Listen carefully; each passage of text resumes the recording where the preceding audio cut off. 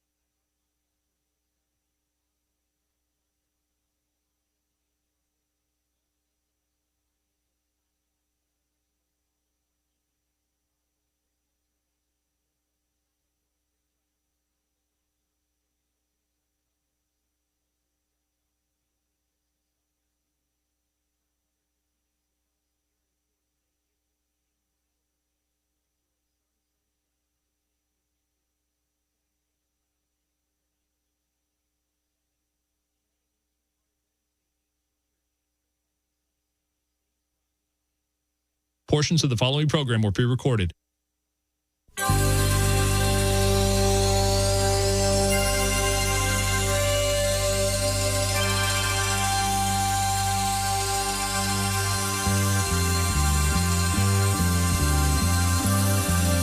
It's the Bob and Tom Show. The steam begins to rise, it slowly effervesces. Leaves are crinkling under sweet caresses.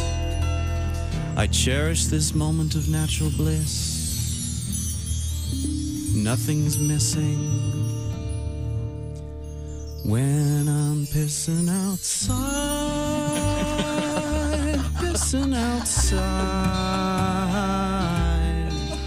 You don't know what you're missing until you start pissing outside, pissing outside.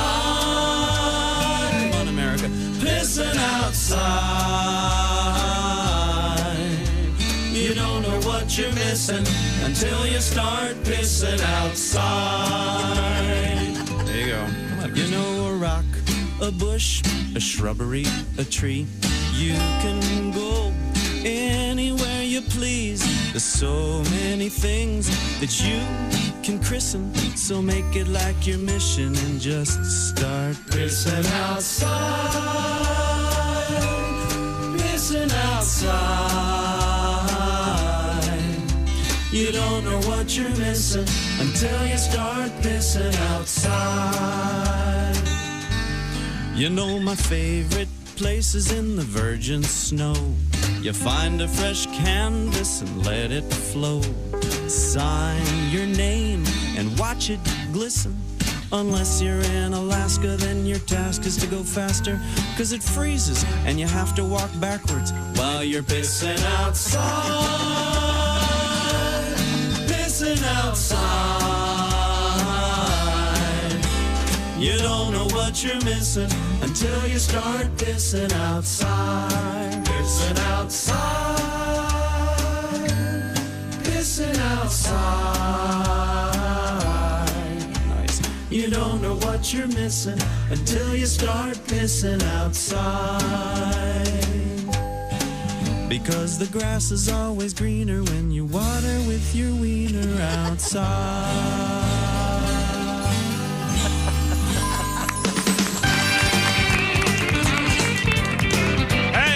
Thank you. Thank you very much. I don't know how that happened. That was me on keyboards. Hi. It's the Bob and Tom Show from the O'Reilly Auto Parts Studios. There's Jess Hooker. Hello. At the news desk. There's Pat Godwin. Hey, chick. Hey, man. There's Josh Arnold. Hello. There's Ace Cosby. Hey. I'm Chick McGee. Hello, hello, hello. And there he is, the man in the pink hat. It's Tom. Hello, Tom. Hello. Horn stab. Thank you very much. We got to get up and running here. Yeah, let's do it. Is your Super Bowl hangover over? Yeah, I didn't really have. You mean the super blah? Okay, maybe not. No. A lot of people said they, the boring super. I disagree. I thought it was fine. It was a fine game. It was Championship boring. game. I thought it was a fine game. How many first downs did New England get in that a first casual half? fan like you doesn't know up from down. I just like to see a little bit of action, like throwing the ball. 72-71, and everybody gets the ball at the end, and it takes 3 days to play. We all know what kind of game you want. I'll tell you what, that Bad Bunny had better moves than the New England backfield, but thank you, seriously. It's over. Now we got ourselves back at semi-full strength here. Wasn't there a streaker? Oh, really? Yeah. They kept him off TV. Yeah, and one of the defensive backs for New England tried to tackle him. He saw the guy closing in on him quick, and he went down to the turf. But yeah. I did not know that. And then a couple years ago, there was a guy who bet that there would be a streaker, and he went out and he did it. Struck and won the money. Boy, that doesn't count. I agree that shouldn't count. Well, I don't think either of you have a say in this. You're right. He got the money. Yeah. Yeah. We don't make the rules. That's right. Okay. Well, now, speaking of the NFL, we'll be talking with our NFL correspondent, Costaki Economopoulos, for the last time in this NFL season. It's over. We'll see what Costaki has to say. Also, we'll talk with a guy that knows a little something about the NFL. He is Frank Caliendo. I always like talking to Frank. And then little Timmy Cavanagh will be our guest today. Holy cow, Murderer's Row. So we've got a bunch of great comedians on the way. A lot of interesting things happening in the news. The usual appearances of dogs and animals today. A couple cool dog stories. And There's a big sweetie. Llamas in the news today. If I know this is hard to imagine, but if dogs didn't exist, and I'm going to say cats either, what pet would you go to? No dogs, no cats. Boom. Oh, good question. Like a llama? I think I'd pick like a llama or a something hooved? I don't think one of those teapot pigs or whatever they call them, right? Yeah. They say the pigs are very smart. Yeah. That's what I've heard. Yeah. And if you keep them out of the mud, I guess they'd be okay. Can they be house trained? I would think so. I think. Yeah, they can. Yeah. Because I guess monkeys can't. Monkeys cannot be house trained? That's surprising to me. See them with diapers all the time? No, see, if a monkey's not house trained, that seems almost vindictive to me. Yeah. They're doing it on purpose. Yeah, and they can throw stuff. Yeah. So you don't have a... remember the Vietnamese potbelly pig craze was... oh, yeah. Yeah, pigs are probably the closest thing to dogs. I think they're smarter. Right. Than dogs or something like that. And I wonder if you can kind of snuggle with it. Oh, I don't know about that. Boy, dogs are good to snuggle. I know. You do want something that'll sit on your lap or whatever. No, every year you go to the state fair, what's the one stop you always make? The spay and neuter tent, where I see the cats all stretched out. And I just point come in my hat. on. You know that you always go to the pork. I do go to I see the world's largest sow. Ergo, not sow, what is a boar? Yes. World's largest boar. I looked at you and it reminded me. World's largest boar.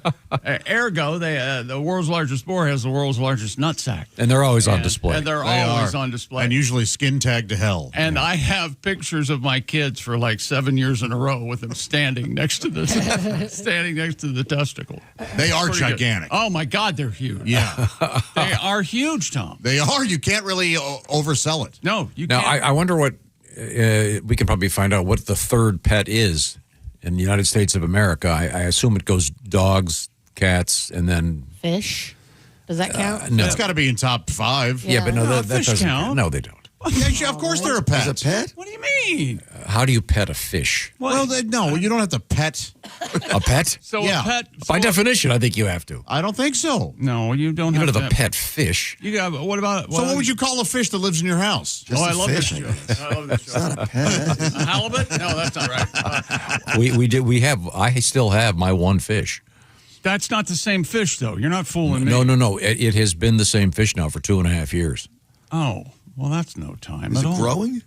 No, he's just in this Really? circular aquarium. Yeah, we've I had don't him. think they grow. They grow to their environment. Yeah, he's about the same I size. think you're right. Yeah. He's in this canister, but that isn't a pet. Although I'm kind of proud that we've kept him alive for 2.5 years. How about a ferret? Jake, you want some ferrets? No, I don't want a ferret. Ferrets are sneaky, and they're kleptomaniacs. Yes, they steal. They like shiny things, and they steal them. Is that what was in Beastmaster? And hide them. Yes. Remember, there was Mark Singer was the star of Beastmaster, and there was a surge in ferret sales. I want to say there were two of them, 2 ferrets. Yes. Like Salt and Pepper or some or Blinking and Nod or something, and they were his buddies. He would kind of do things. Yeah, it oversold the intelligence of ferrets. I think that's why. Oh boy! Can you pet a bird? Yeah. Right, a bird. Yeah, you can pet a bird. Well, guess what? Birds. You guys are correct. Birds. Number 1, dogs. Yep. And there's a picture of a little baby golden retriever. What a good boy. He looks like a baby bear. He's going, whatever this is, I'm loving it. This is the greatest thing that's ever happened to me. Num. And then next to that is a cat. Number 2, cats. Sure.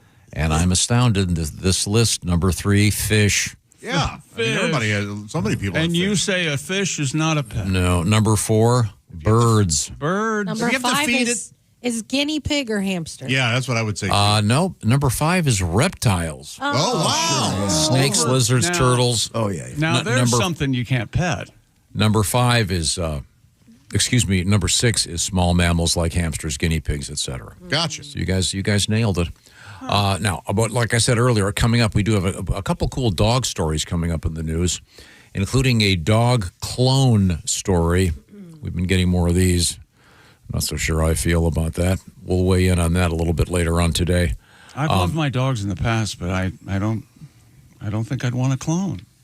Because It's the not- next dog I got turned out to be almost as cool as you know what I mean? Yeah. It's not the same dog. No. It's Well, I assume it looks the same, but it's not the same dog. it's it lends itself to a Stephen King book. yeah, boy. yeah. something They'll could come go wrong. back, but they're not. Clone your exactly. dog and then go to the Humane Society and tell them you cloned your dog. Yeah. Yeah, see how they react. We opened with Billy Jonas and a song called "Pissin' Outside" by special request to Andrew, who is a distinguished executive who found himself on vacation in the Bahamas and found himself on an island at the Queens Highway and just had to go. So really? So he crossed the highway. He said, in the brush, the Bahamian brush, I started singing, and I'm pissing outside, pissing outside. Thank you very much. Thanks for the request. And the season for urination never goes away. Have you urinated outside today yet? No. Are you looking forward to it? I may get the opportunity later on today. But as someone pointed out, as much as I do enjoy peeing outside, I'm also not a fan of cursive writing. And yet, when you write your name in the snow, admittedly, it is more of a signature. So Less stop and start. Yeah. Yeah. If you go cursive. if you can print, that is quite the skill. Your urethral dexterity. And as much as I don't favor teaching cursive writing to young students, I do. I guess you could just teach them the signature, and they can certainly do that with urine. I can't cut my flow off like that. Yeah, exactly. That's why cursive's Once key. it starts. Yeah, man. that's why you want to go cursive. Yeah. Now, also coming up, we have a urination in the news in an odd way today. A rather unpleasant way. I'm to a pee be more on you. Precise. Right now, I like it when you pee on me. I'm so Tom, would you pee on me?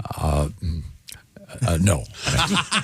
Where was I? I've lost my place. Also coming up, we have alcohol news and a cool motorcycle story and a hilarious story on a topic that's never very funny, which is the Russian invasion. Ukraine or of- anywhere? The Russian invasion of Ukraine. Trust me, Back the rightful land. this is.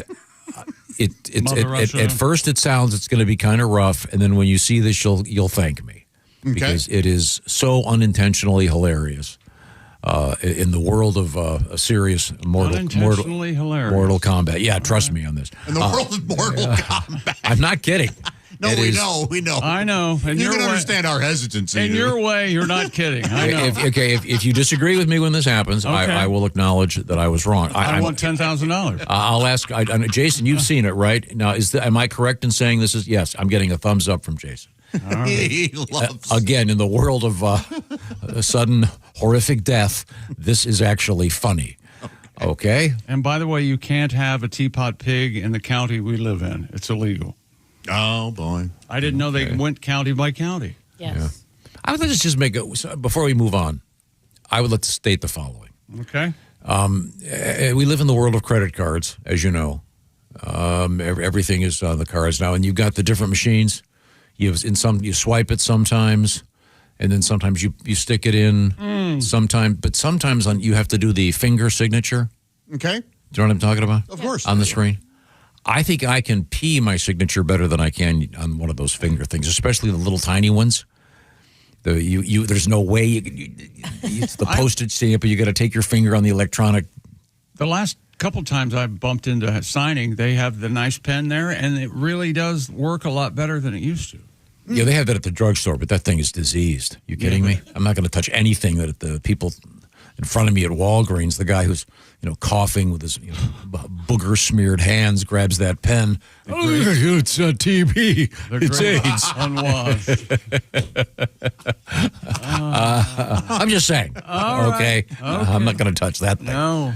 I want to help everybody out there. Fellas, pay attention for just a second.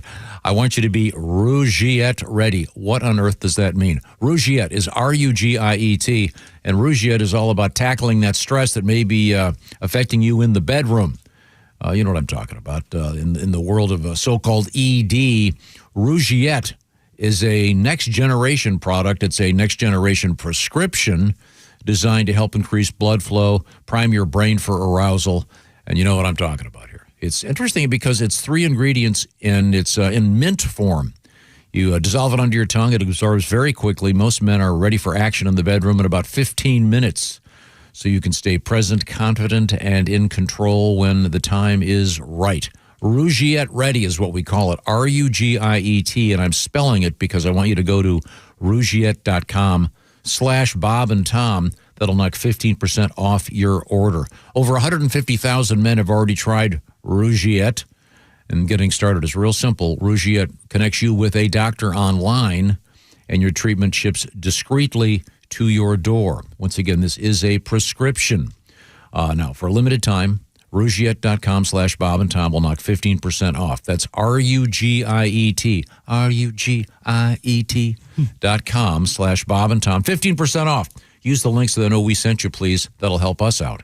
Rougiet.com/Bob and Tom. Time to take back your health. Individual results may vary. See if it works for you. Rougiette Ready is a compounded prescription and is not FDA approved. Visit Rougiette.com for full safety information. Once again, about 15 minutes under the tongue with the Rougiette Compounded Mint. Rugiet. I'm spelling it over and over again because it's kind of confusing. Rougiette. It does sound kind of French, doesn't it? Very much so. Rougiette. Le boying. Fifi. Boying. Boying in any language. Yes. La erection. I'll tell them that should be their new slogan. Coming up, we have news from the world of sports. We have letters. You can reach us, of course. We'd love to hear from you here in the O'Reilly Auto Parts studios. This is the Bob and Tom Show.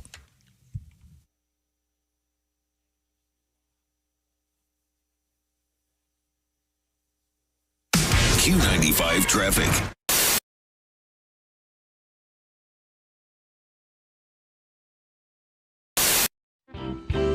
I'm not a stripper person. I don't go to strip clubs. No, I don't. I just. I know they come to you, right? But, well, kinda. So how I'm dating a stripper, I don't understand how that happened. And what happened was I met her outside of the situation. She's getting a little older to be that, and she said she was a writer. I met her at a social event. She goes, "I'm a writer," and I'm like, "Well, that's interesting. What do you wite about?" She goes, "Well, I write about sex work, being a dominatrix, and stripping." And I'm like, "Why do you write about that?" She goes, "Well, that's what I do." Oh. So somehow or another, I just held on to writer.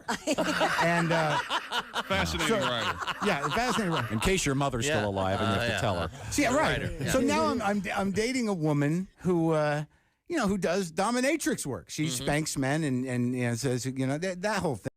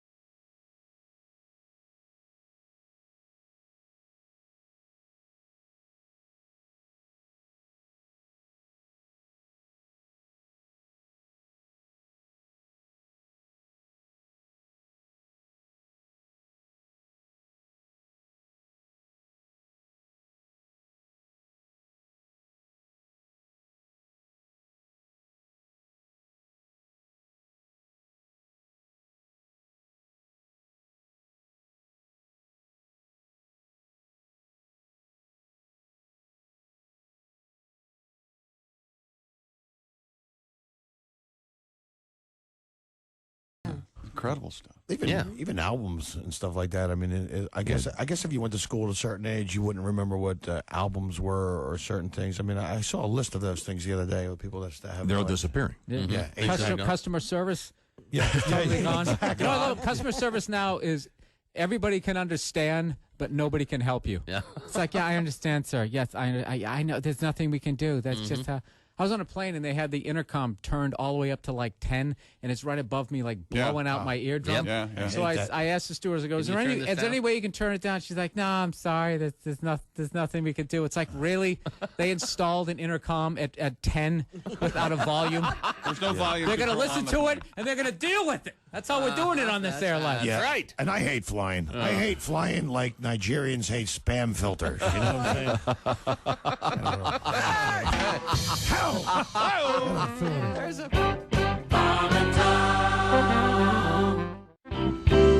The Gores just got divorced. We know Paul McCartney went through the worst divorce in history. That's true. I would have been a great attorney for Paul McCartney. I'd have said, ladies and gentlemen of the jury, my client, right over there, 1964, could not crawl out of a car without every woman in America tearing her hair out, yelling his name at the top of their lungs. He could have had any woman in the world that year. He went with the Manson family-looking girl who was the photographer, who was relatively plain. Lived with the woman for 35 years. 35 years, not one night did he ever miss with his wife in 35 years, except when he was arrested for marijuana in Japan, and she was down the hall in a different cell. Yeah. Okay? He loved this woman. She made him eat vegetarian food. Okay? She was not attractive. He put her on the cover of the Band on the Run album. James Coburn looked better than she did. True on the enough. cover of that album. This woman couldn't hold a tune in a bucket. Couldn't hold a tune in a bucket. He let her play in his band for 10 years. He loved this woman, lived with her 35 years, never missed a night. She passed away. He became a knight. I think he owns Happy Birthday. I know he owns Ramblin' Rick from Georgia Tech, a hell of an engineer. He's a billionaire. The Queen hit him over the shoulder with a sword and made him a knight. He is a sir. And that one-legged, wooden-legged woman wants you to believe that he's hard to get along with.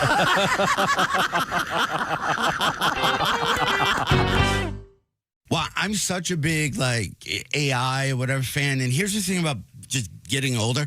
I see future dates, and I get bummed. Like, I'll watch the news, and they'll go, and by 2060, this will be around. Then I'm like, aw. Have fun with that, everybody. Yeah. But I did just sign a 30-year mortgage, so I'm like, good luck. Good luck getting that on the back end. You guys probably got about 17 years out of me. And then I'm done.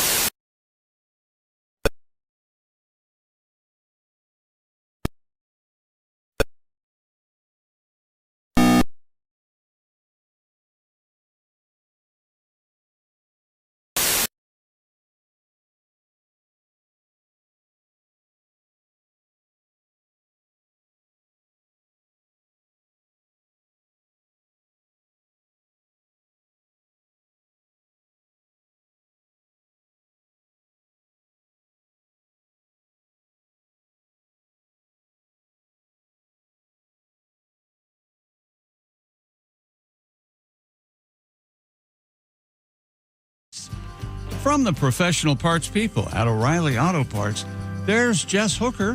Hello. She's wearing her lovely coral hoodie there, Tom. Your thoughts on that color? It's a great color. Thank you. Great color. Yep. There's Pat Godwin in his black. Hey, yeah. Yep. There's Josh Arnold in his flannel. Hi. There's Ace Cosby in black. I'm Chick McGee, and hello, Tom. Is that a sweater or a That's sweatshirt? Thermal. Just nice, comfy thermal. You've kind of segued from being a shoe guy to being a quarter zip thermal guy. Keeps Papa warm. Okay. Oh, yeah. Very nice. Now it's the portion of the program in which we read your letters. We'd love to hear from you. Bob and Tom at bobandtom.com. What have you got over there? Well, I've got this. First of all, emails brought to you by Sleep Number. Save on personalized comfort during Sleep Number's President's Day sale. Don't you love that? Washington and Lincoln, I believe. Personalized comfort. It's not just, they're not just saying, hey, comfort for all. No. This is for you. There are many beds like it, but this one is mine. Uh-huh. Personalized. Their best deals are right now, too, for a limited time. Only at Sleep Number or sleepnumber.com. Dear Bob and Tom Show, I am behind listening to your show, and I'm on the podcast.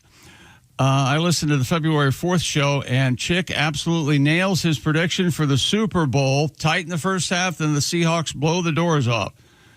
What an absolute legend Chick is. I'm telling you. Yeah. I'm just reading the letters. Tom better be nice to Chick today. That's from Jimmy. Did you hear any of that? I think it usually goes the other way. What do you mean? I think you're usually mean to Tom. No. Yeah, I acknowledged your pick. In fact, based on yours and Kostaki's input, I made a substantial wager on the game. I was quite pleased. You really? Quite pleased with the result financially. I still think the game was incredibly boring. Were you? Well, how can you think it was boring and then you win money? Substantial wager doesn't equal boring in any sense. Right. No, it does. All right. Boy, to be able to make a substantial wager and be bored with it. Yeah, well, I won I won $4,000. Ho hum. Yeah. Once again, the nuance, the distinction between the journey and the destination has gone over your heads. It was a boring game. I'm sorry. Someone introduced the New England Patriots to a first down. Will you in the first half? No, I have a letter over here. Thank you very much. All right, go. You're welcome. Thank you very much. Yes. I acknowledge by the way, you're killing it. Go ahead. I acknowledge your skill and your fine picks.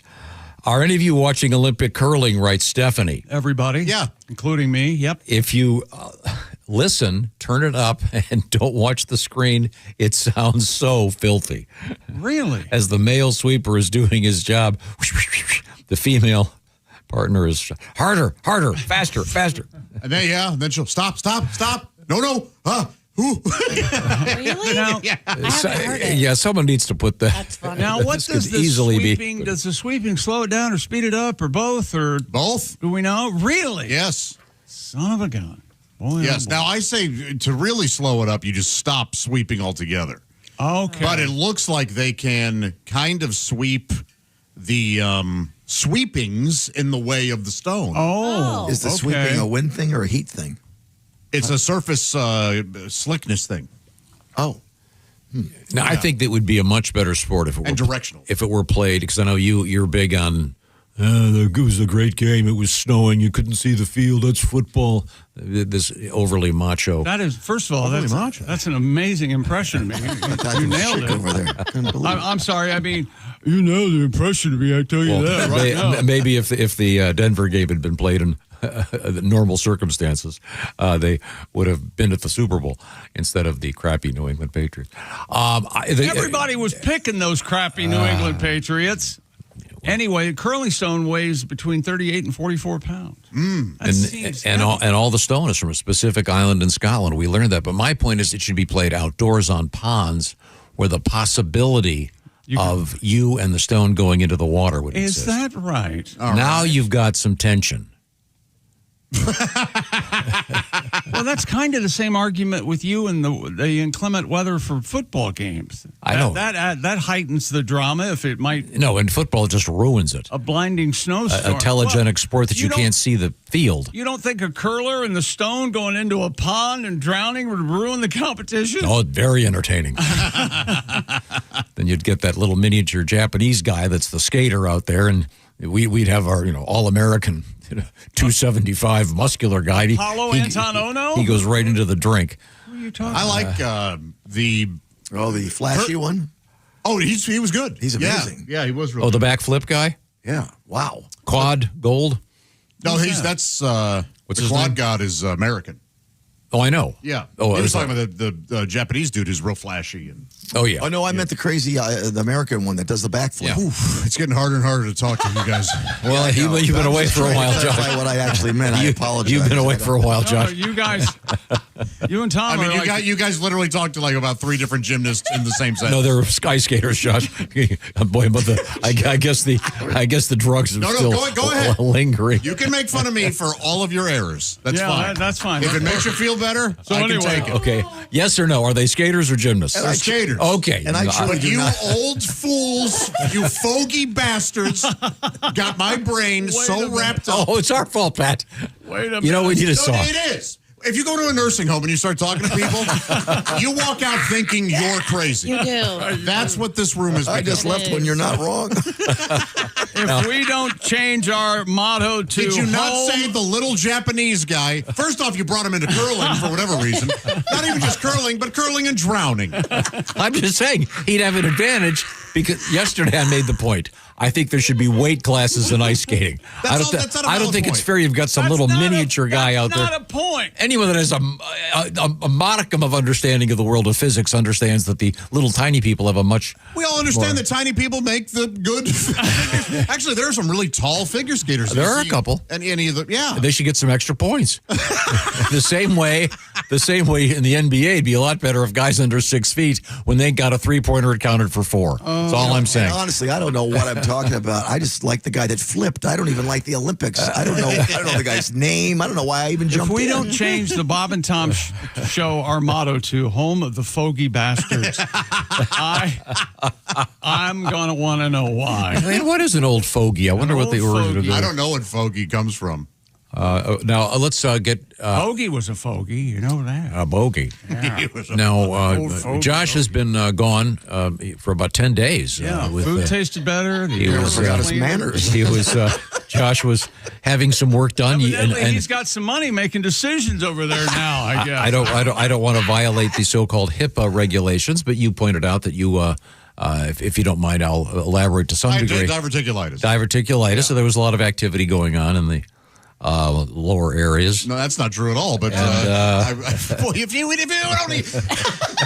listen when I explain what happens to me. No, he doesn't. He just wipes it off. What do you think he tells people happened to me? Oh God. We know that you can't pay for your bills, your hospital bills. We do know Is that what he thinks?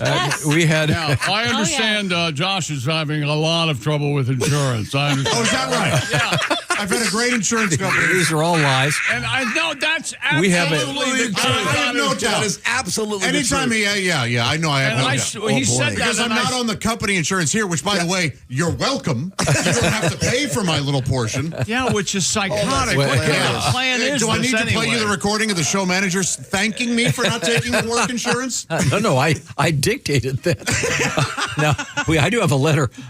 We must have You're given. not allowed to talk anymore on the show. We must have had some kind of hint as to what was going on. Here's just I have a quick letter hint for those interested in getting work insurance. Okay. If everybody you work with is 102 and you're 48, your premium is $9,000 a month. That's exactly right.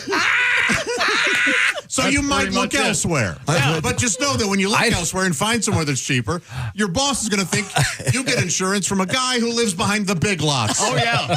That's what he thinks. And it's one He of those doesn't things. live behind the big lots. It happens like 5 or 7 times a day. He lives underneath the bridge on Keystone. He'll say, Now, and the he point. doesn't even know. He'll say stuff like that, and then I just close my mouth and walk out of the studio because it's just so wild. I don't have the insurance here either, John. Welcome to the. If you work with a guy with 3 back surgeries in 2 years, you may want to get your own insurance. Yeah, the reason I don't have it here is because Godwin spends all the money on it. I spend all Could the I get money. to the? There is a letter about. Did Josh have an O-ring replaced? I'm not sure what that means. No, my anus is still intact. Okay, good. Well, one of the things you missed. We've had various stories about this in the past several years. There is something out there called a fecal transplant. Oh, right. And I don't know if you, on your driver's license, if you're a donor or not. Depends on how bad the accident is. But this is a news story from last week about a development. This is serious business. They are called in this news account. It's so-called poop pills. The word poop pills in quotation marks, and it's used to combat dangerous antibiotic-resistant infections. This is a real thing, very complicated and very scientific, and I don't know much about it, but I believe the technical term is fecal microbiota transplants. So it can, but they're now saying it may eliminate some of the toxic side effects linked to the drugs used to treat various forms of cancer. So that's kind of good news if you're being treated for something like that. Serious business, but the side effects are often pretty awful. And this may be something in your future, the so-called poop pills. I know that there are a lot of developments.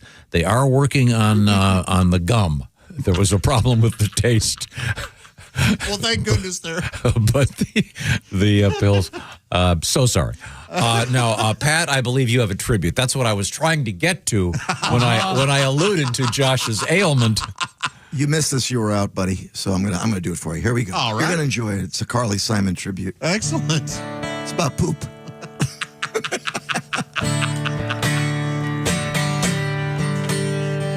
Now, there's a poop pill to help us with a problem gut. It's a crapsule. Christy would say, she actually said that, got a huge laugh when you were gone. Yeah. Before it was done via colonoscopy. Now it's a pill taken orally. Fecal transplantation. That's right, Josh. Fecal transplantation. It won't hurt a bit. But the pill tastes like, that's right, shaving cream. You scared me. Very nice. You know, that was one of the first. Wasn't that one of the first songs that was turned into a commercial? Absolutely. Didn't they turn that ketchup commercial? Yeah, Heinz. Yeah, I guess Carly must have needed the money bad. I don't know that. Such a nice song. That is a nice song. The original I'm referring to, of course. What's coming up in the world of letters and/or sports? Well, we've got a fight in the NBA last night. Headlines about Cleveland Browns quarterback Deshaun Watson. Lindsey Vohn's dad is talking about his daughter, and sad news from the NFL. Evidently, Stephon Diggs and Cardi B have broken up. Oh. They made the announcement after the Super Bowl. So, yeah. It was tragic. Yeah, tragic. Two kids like that. I can't get along in the world today. Well, he had like the ex-wife in the front row. Did you hear all about that? And she was wearing his jersey. Yeah. Oh. Yeah. I'm interested that you have the lowdown. I love gossip. You know me. That's interesting. Yeah. All right. You know, it's a shame, Pat. You would have made a really great gay guy. I know. Yeah, what a waste for the time. It's almost like you were related to a gay guy in some. Oh, he is a pretty good kisser. Whatever you're into. Part of me is upset he kissed you and not me. Why is that? Okay. All right. I see. Whatever you're, a bit of a challenge. Whatever you're into is okay with us. But I want to remind you that. That's not true. Okay, that's not true at all. It's people making love to Cabbage Patch dolls out there. We don't want that. Well, we do if they're going to buy him some nice jewelry, because my buddy Steven Singer says whatever you're into is okay with me too. Worst segue ever. Yeah. Even Steven I Singer's get an E for effort. Yes, you do. Tried to clear the deck, but was unable to. Steven Singer Jewelers, there is still time. The clock be a ticking, ladies and gentlemen. Saturday night, Valentine's Day evening. And am I correct in saying next year is Valentine's Day also Super Bowl Sunday? Yes, sir. You are correct. Well, that is going to be something. I'm sure the NFL will have a way to cash in on that somehow. Valentine's Day this Saturday, and among other things, Steven Singer has the exclusive rights to those things right over there. It's the beautiful Sunset Gold Dipped Rose. Free shipping. If you want it to arrive on time, I believe today may be the final day that they can get it to you on time with regular good old-fashioned free shipping. So what I'm talking about is the Sunset 24-karat gold-dipped roses. They're going for $89. You can look at them by going to IHateStevenSinger.com. They last forever, capturing the sort of sunset hues. That's what they're calling it, the Sunset Rose. Steven's famous gold-dipped roses are real roses dipped in pure 24-karat gold, guaranteed to last a lifetime. They arrive in a famous signature gift box with your own personalized love message for Valentine's Day. Steven Singer, of course, also famous for diamonds. The specialty, of course, engagement rings. not to mention those beautiful bracelets, necklaces, earrings, etc., etc. Free shipping to arrive in time for Valentine's Day. Ends at 2 p.m. Eastern Time. Technically tomorrow. I say do it today. The new Sunset Rose, an exclusive from Steven Singer Jewelers. Once again, lots of cool jewelry. Check out the inventory at IHateStevenSinger.com. Coming up, more of your letters. Coming up, a rare comic moment from the war in Ukraine. Wow. Ladies and gentlemen, just I thought you were going to say a rare comic moment from the show. Well, hey, look, we still have 20 minutes in this hour to get that one in. Want to talk peanut butter and jelly, too? Yes. We have a letter. Peanut butter jelly time. At what age did you stop? I wouldn't eat the crust till I was about 12. Oh, really? We always had to. And now I eat the crust from my walk by my daughter. Are you going to eat that? Oh, it's like my mother told me, it's the best part. These are the O'Reilly Auto Parts Studios. This is the Bob and Tom Show. Thanks for listening to the Bob and Tom Show. Sponsored in part by Java House, the official coffee and refreshments of the Bob and Tom Show.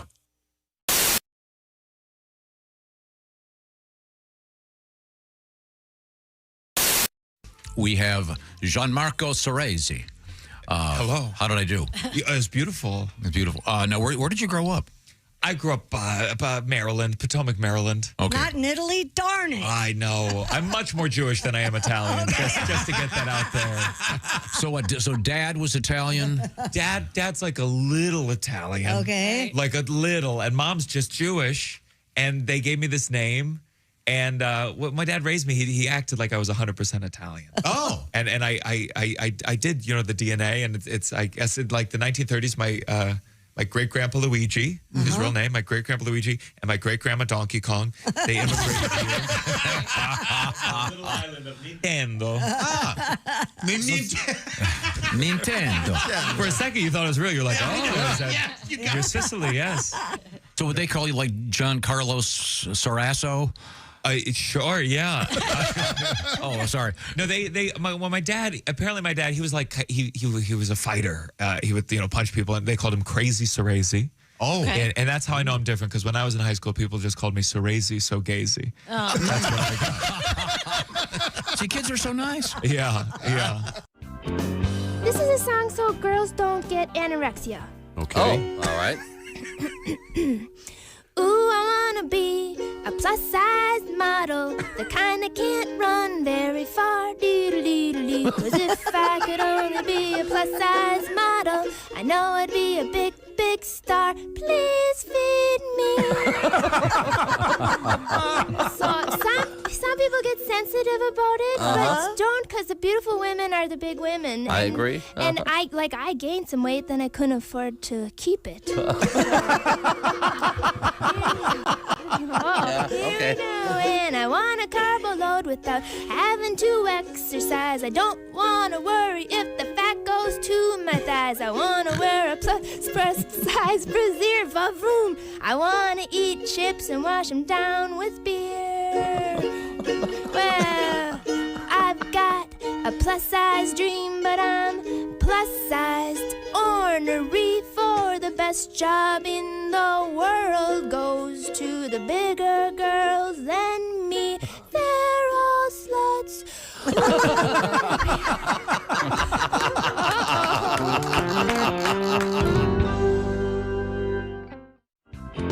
I watch a lot of news. By the way, my favorite news channel is CNN Headline News. Is it? Because there's no segue between stories. They go from polar opposite A to B with nothing in between. Yeah. And that's what the future looks like with a nuclear North Korea. Coming up next, a boy in Pittsburgh collects nickels. It's like the news for people with ADD. We're all gonna die. Hey, a horsey. Squirrel. But these are some news stories that I noticed over the past several weeks. Could I share some? Sure. A woman in England pled guilty to disturbing the peace with her noisy lovemaking. Yeah. Well, she said guilty, but you could totally tell she was faking it. Sure. A company in Ireland created the world's first ever green technology vibrator that's powered by winding it up. Which means basically it's a jack in the box.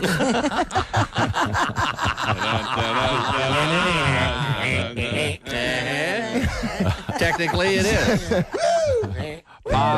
Sesame Street turned 40 years old last year, which you could tell because Big Bird got an earring and a Corvette.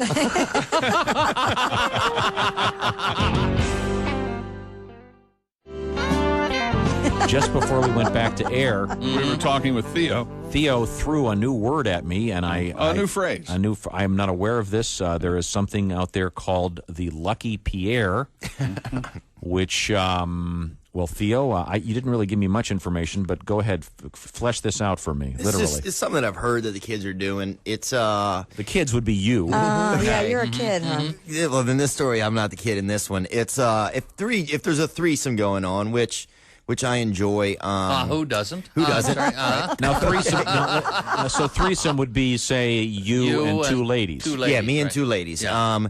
However, if it's three fellas, then I've heard the term. What? Yeah, there's a thing. It's they used to call it the train back in the 70s, but three guys. If it's three guys and no ladies, and they call the guy in the middle the Lucky Pierre. Do they now? I don't see that all being all that lucky. Lucky or the manata. That's what I've heard it called as well. There you go. Man, the manata.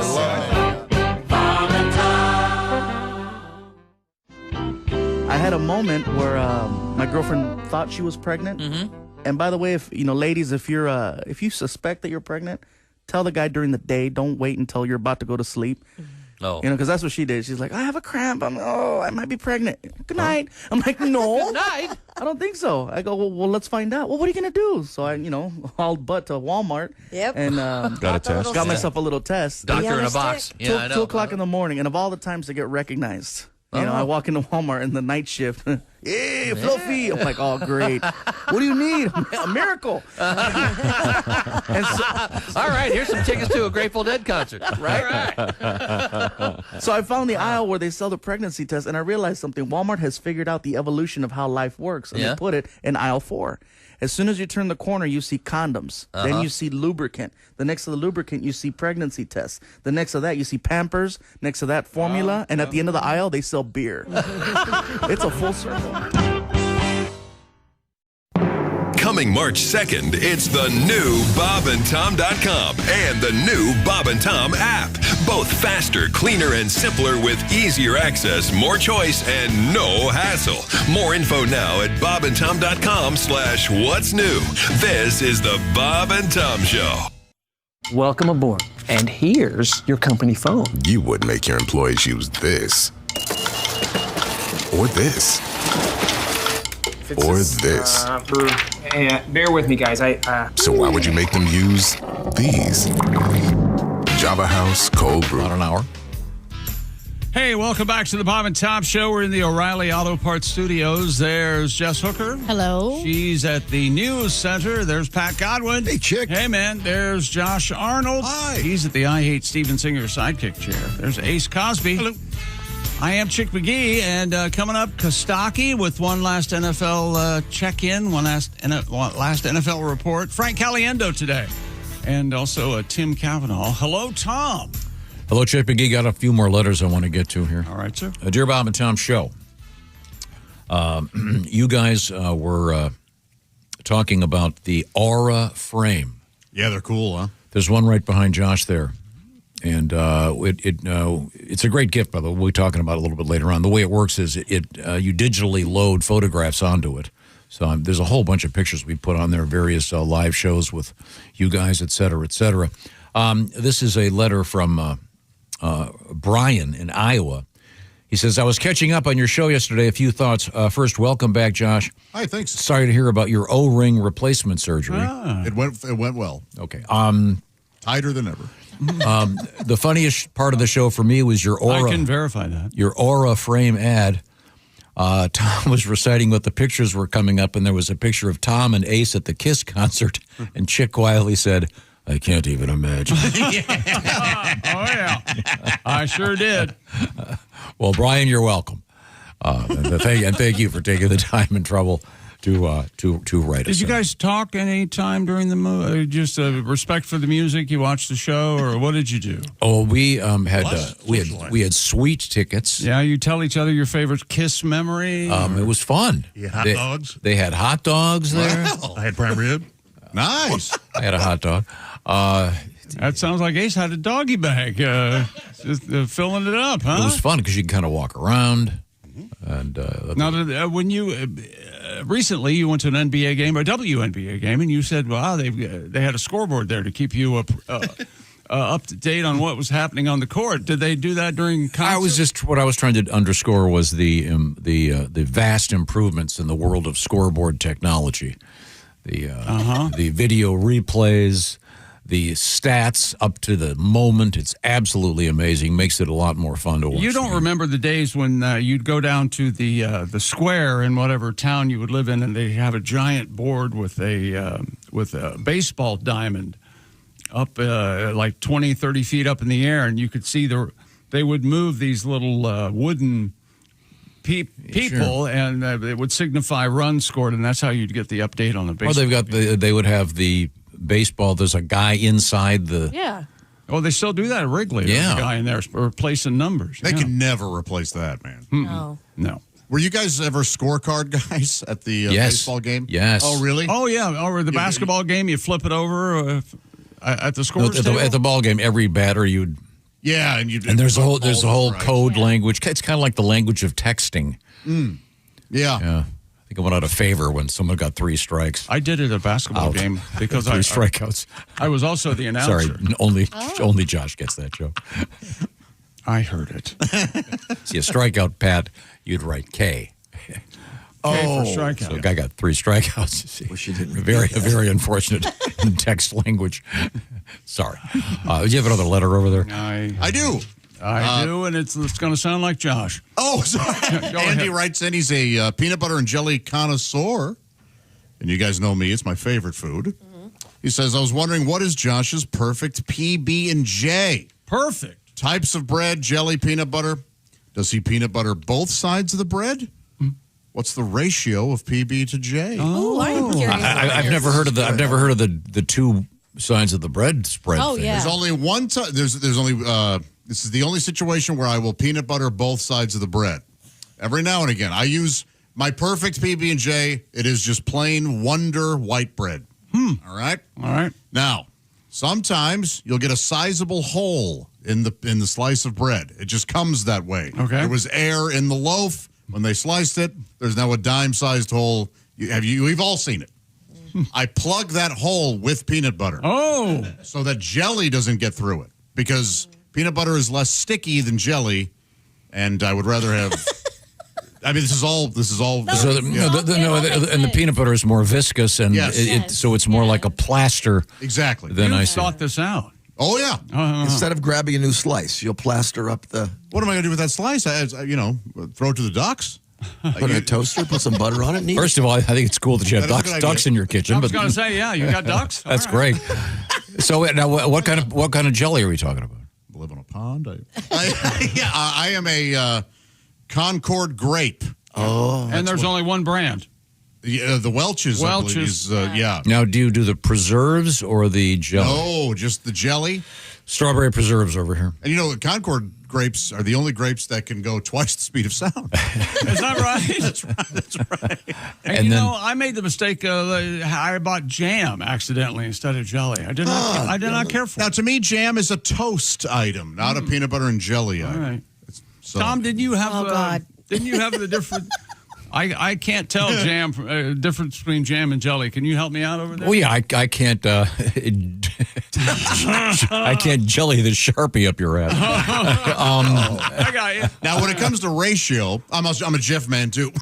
Hey, you missed that part. You like Jif? Loyal Jif. Jif. Creamy, right? Creamy Jif. Yes, creamy. Ratio. Pretty thick on the peanut butter. You use some ratio profiling. Yes, my ratio profile of peanut butter and jelly. And thinner on the jelly. I want a little more peanut butter than jelly. Well, that's simply wrong. Okay. It's interesting. That's even. You got to go even, man. I mean, even is key. You're right. That even is great. I go by weight. Well, how so? I put peanut butter on one piece of bread and put jelly on the other piece of bread, and then I give it a heft. Oh. Yeah. I go, this seems a little light on jelly. I put some more jelly on there or peanut, vice versa on the peanut butter. Boom. Next thing you know, you got a 4-foot tall sandwich. That's exactly. Now, do you cut diagonally or do you go with the traditional? Whole sandwich, yeah. No cutting. Oh, no cutting. Now, a grilled cheese, I cut diagonally.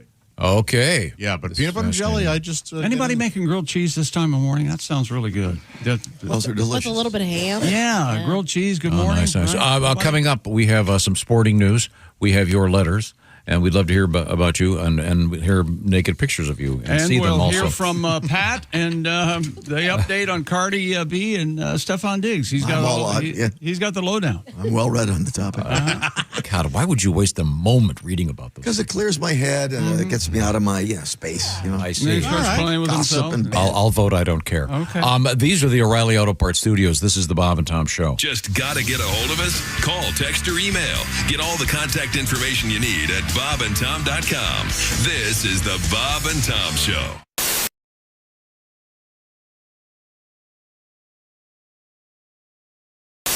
Welcome to the Bob and Tom program. If you're just joining us, we're sure having fun. Yes, we are. Where are we? Oh, we're in the O'Reilly Auto Parts Studios, and this is the Bob and Tom program. That hasn't done anything for a while. Here we go. And I think our guest, Joe Dombrowski, is regretting coming in, I think. No. And we're going to ask him to play a song for Pat. Hold on, the Baileys. Or vice versa. You mean Pat's going to play a song for Joe? No, Pat's choking. Are you switching to something, Pat? Is that what I've heard? Giving us a little wagon wheel Watusi, Pat. That's right. Thomas, stop that. You're my wagon wheel.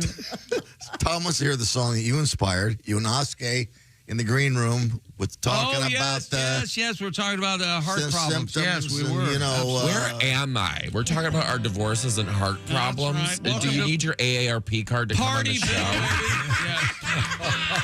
Yes, you do, you young whippersnapper. I'm going to sing now. Thank you. Careful. You might hurt yourself. I forgot my glasses, Joe. Of course you did. You're distracting me. Well, take us away, Fraulein Maria. Let's do it. They call me a hypochondriac. Think I'm having a heart attack. Ooh, I got a little freckle getting bigger on my back. Something's wrong with my right hand. Should I express my anal gland? Oh, I got that celiac. They say I'm a hypochondriac. This went over better yesterday. Well,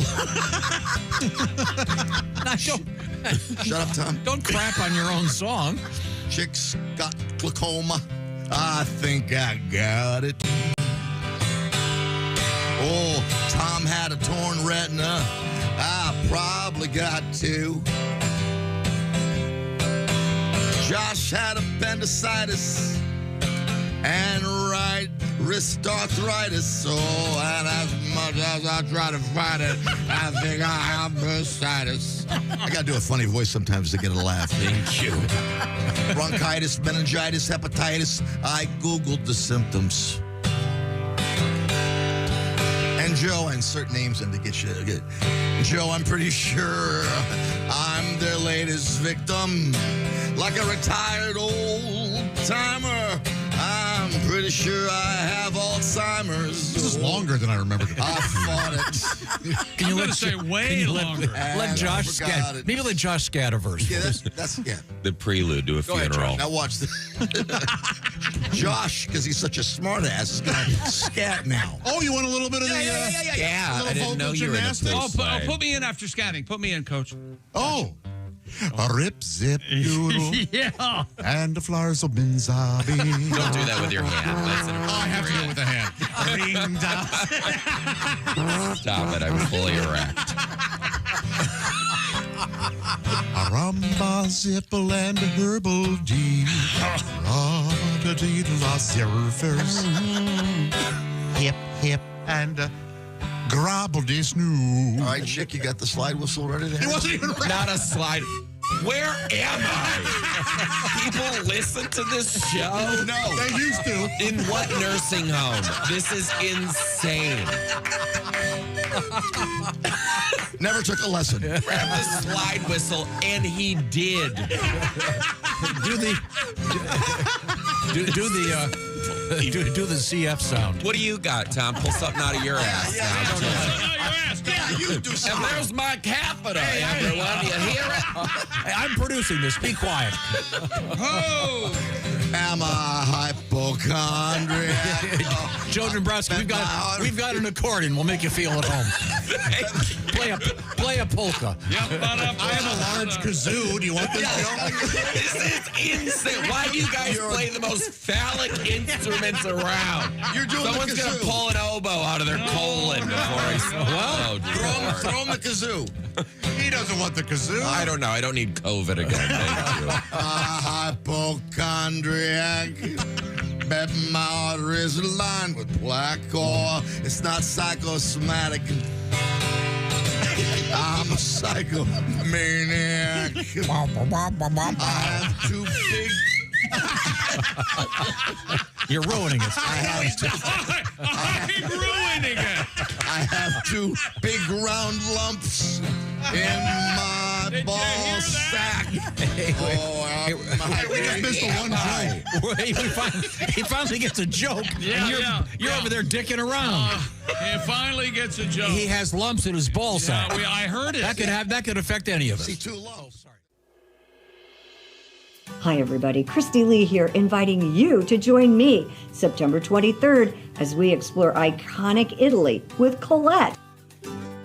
Our journey takes us from the classical sights of Rome to the cultural treasures of Florence, plus the enchanting canals of Venice. I've never been there. I am so excited to ride with a gondola. Oh. Discover the masterpieces, too, of the Renaissance and the priceless artifacts of the Vatican museums. We're also going to take in the old world charm of the medieval villages in Umbria and Tuscany. We'll enjoy wine along the way and a chef-led cooking class.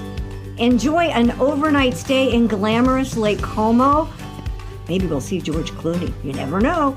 This and so much more. Colette makes it so easy. You don't have to do anything. They take care of the flights, all the meals, the hotels, and of course your local experiences. All you got to do is have the time of your life. Call Colette. The number is 1-800-581-8942. Or simply visit bobandtom.com for more information. Let me show you the world. Come away with me. See you in Italy. Ciao.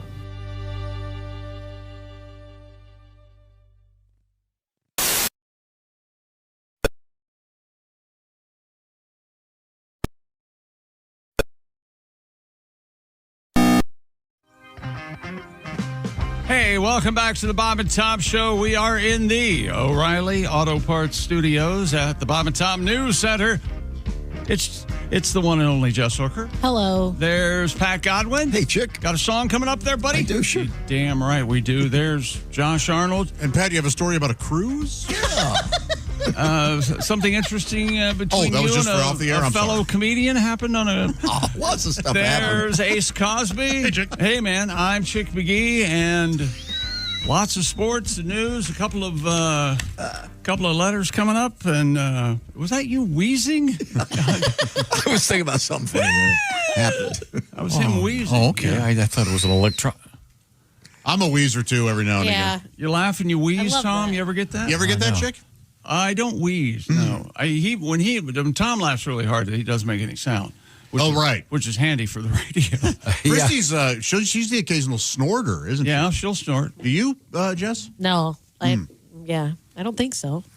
No, we have a letter about snoring. Sorry to bother you. I had nothing. I'm sorry. Shane in Temecula, California. He goes... Beautiful country right there by San Diego. He goes, I'm a devoted fan. I wake up near San Diego, California at 1 a.m. on the road to work by 1:20. Wow.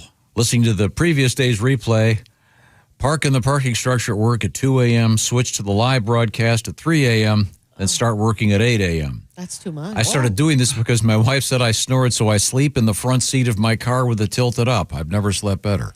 Holy cow. No way to live, boy. Get your own house. Get your own house, boy. Thank you, Shane. That's interesting. Now, you know that you snore. I don't think I do anymore. I bet you snore less now. Yeah, you do. Yeah. I haven't heard any complaints recently. Oh. I mean, are we still talking about snoring? Huh? It's a slow burn. It was a killer slow burn. Sorry. No, because when we were on the road, if your room was next to mine, I could hear you snoring through the... I went on vacation with you once. Whew, I thought I was loud. According to Pat, you guys canoodled one night on the beach. We got drunk. I had to sleep on the couch together. We got locked out. Couch on the porch. Pat and I were never on a beach vacation together. we were in London, England for 24 hours to see Cream with Eric Clapton, Jack Bruce, and Tom Ginger and Baker. Pat on a beach at night on a towel, and they're lying on their sides looking at each other. Yep. Oh, man. That's a poster I would... I know it never happened, but just... picturing it in my head's enough. It's so funny. AI, we can make this happen. Yes, we can. Don't even say it out loud. You want to buy a billboard? Yes. I'm in for halvesies. Your Bob and Tom show. We had a female German Shepherd growing up named Banshee, named after the aircraft that my brother worked with during his time in Vietnam. Wow. Well, that's badass. Holy hell. Banshee. I remember, isn't a banshee famous for the loud screaming? Oh, yes. Screaming banshee? You hear a banshee, you run. And what is a banshee exactly? Oh, it's wild banshee. Most often it's a hideous figure, 6 to 7 feet tall, always left-handed. Face all painted, running through the woods. It's an animal, right? No, it's a spirit. Yeah, Typically a female spirit, banshee, yeah. A lady, I didn't know that. Like a mad one. Yes, yeah. You ever been around a mad lady? Oh, banshees all around me. I create my own banshee. Speaking of that, they had a behind the scenes at Westminster Kennel Club, the dog show, and they freely throw the word bitch around as they're They do. judging. It's funny. Yeah. Yeah. The Maltese bitch. Yeah. Yeah, when they're telling them to line up. That's what the Doberman bitch over here. The Doberman bitch. Yeah. And some of those people running with them, boy, they need to close the snack bar. And then, my God, they're overweight. I heard a lot of people calling for cigarettes.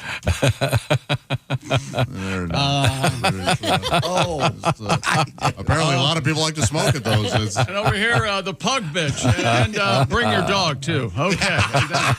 Man, if one of those guys has done that. Hello. Okay. Dear Bob and Tom Show, I, too...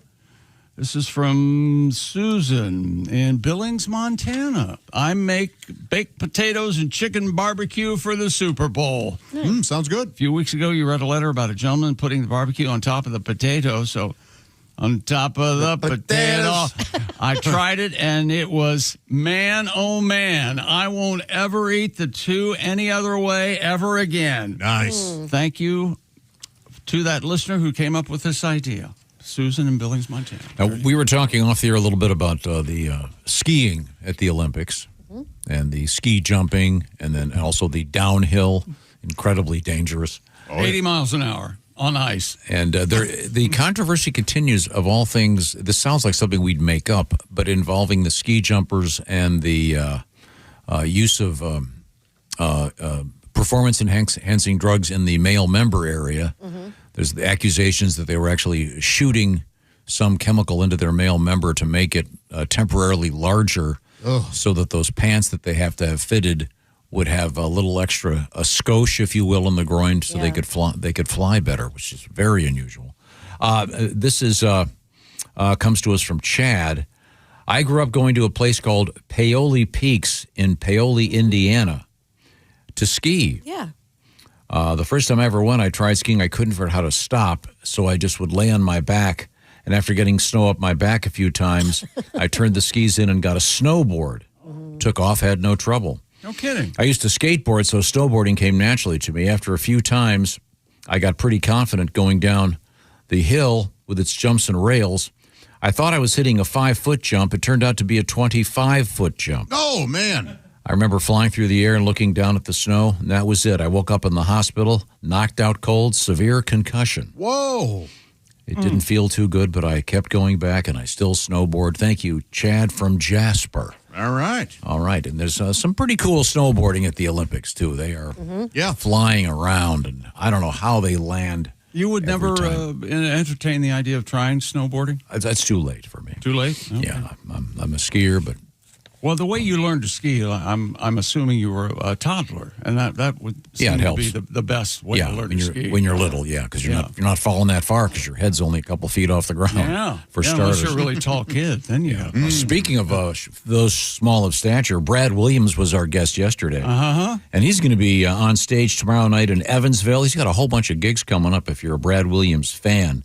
Saginaw, Indy, Shreveport, Fort Smith, Duluth, Louisville, Sioux City, Madison, Wisconsin, all on the roster of the Brad Williams Comedy Tour. Lots of other shows coming up, including, I'd like to put a plug in for this one. Apparently they're going to add a second show for the two Jeffs. What did you call the show? It's Taco Night and Comedy. Jeff and Jeff. Jeff and Jeff in Marshall, Illinois at the Castle Finn Winery. Jeff Oskey and Jeff Bodart are going to be at the Castle Finn Winery. Once again, it is in Marshall, Illinois, coming up Valentine's Day evening. I think they should call it the Jeff Comedy Jam. Yes. That's very perfect. good. Yeah, Jeff Comedy. That's very good. And isn't Jeff Bodart and Jeff Oskey both going to be in the studio together at some point this week? Yeah. Yes. Awesome. That's exciting. Thursday. So that's coming up also on Valentine's Day evening. Willie G and Patty G in Evansville, Indiana at Pat Kozlitz's. How do you get tickets for that show? Do you know? Practice. How do you get tickets, Jess? Do you have any idea? No, I tried. No, I think you call them. It's in person. It's an old school I'll look into it. And you have to look into it. We've already looked into it. The problem is it's an old school kind of operation. I know, but what's the answer? It's packed. The answer is call him, I guess, right? It's not Just do you have his cell phone number? There are many, many days. Each day, I like to think of the show. Each day is different. Yeah, sure. You know, you don't have any preconceived notions about who's going to act how. But you're really, you threw me a curveball today. Initially, I thought, he's going to be in a bad mood. And then you flipped it right around. And now I'm thinking he's going to be in a great mood. And you flipped it right around. It's like you're in a bad mood again. So I don't, you're really kind of throwing me today. It's a simple question. If I were involved in it, I would know where I was going to be. I know. Well, and he usually does it. And so I looked it up. I couldn't find it. Another way to look at it is you are involved in it. And why don't you know already? I honestly, I guarantee you, Willie's Instagram has a link to it. Yeah. All right. Okay. He's always on top of that. I'm being told he does not. It doesn't. I looked there too. They're making it impossible to get tickets. We can ask Willie on Friday when he's here. It's going to be a great show. That's how you create a demand, right? Yeah. A shortage. Okay. Coming up, we have news from the world of sports. Yeah, we do. We have comedians Costaki Economopoulos with our NFL final seasonal report. Or season finale, what am I saying? Frank Caliendo coming up today, and Tim Cavanagh, all on the roster today. Right now, you need a hero. That's right. One man rises to the challenge. He's driving all those kids to soccer practice. How does he do it? Monday, Tuesday, Hyundai. It is Hyundai. The Hyundai Palisade Hybrid, a staggering EPA estimated 619 miles of range. And, of course, a hybrid, so it gets great mileage. Get the details by going to HyundaiUSA.com. And their motto is no cleats on the seats because growing up, we had the old station wagon, and there was the back seat, which was a bench seat, and then there was the way back. And sometimes you could open up the back hatch and go in that way. But usually you'd go in the back door, then climb over that what was now the middle seat, and that's when it would get all muddy. So with no cleats on the seats, how do they do it at Hyundai? They have the captain's chairs for the back seats. It's a simple design and perfectly executed by Hyundai. So get all the details, see what I'm talking about, and find out about that 619 estimated EPA range on the beautiful Hyundai Palisade Hybrid. HyundaiUSA.com. You can even call them for information, 562-314-4603 for more details. Hyundai, Hyundai, HyundaiUSA.com. The beautiful Hyundai Palisade Hybrid. By the way, Christy Lee is bragging about, I've got a snow button on my Hyundai. Okay, that's very nice. What if you live in Miami, huh? Now what are you going to do? I just put her in her place. Now, way to go, Tom. You're welcome. These are the O'Reilly Auto Parts Studios. This is the Bob and Tom Show.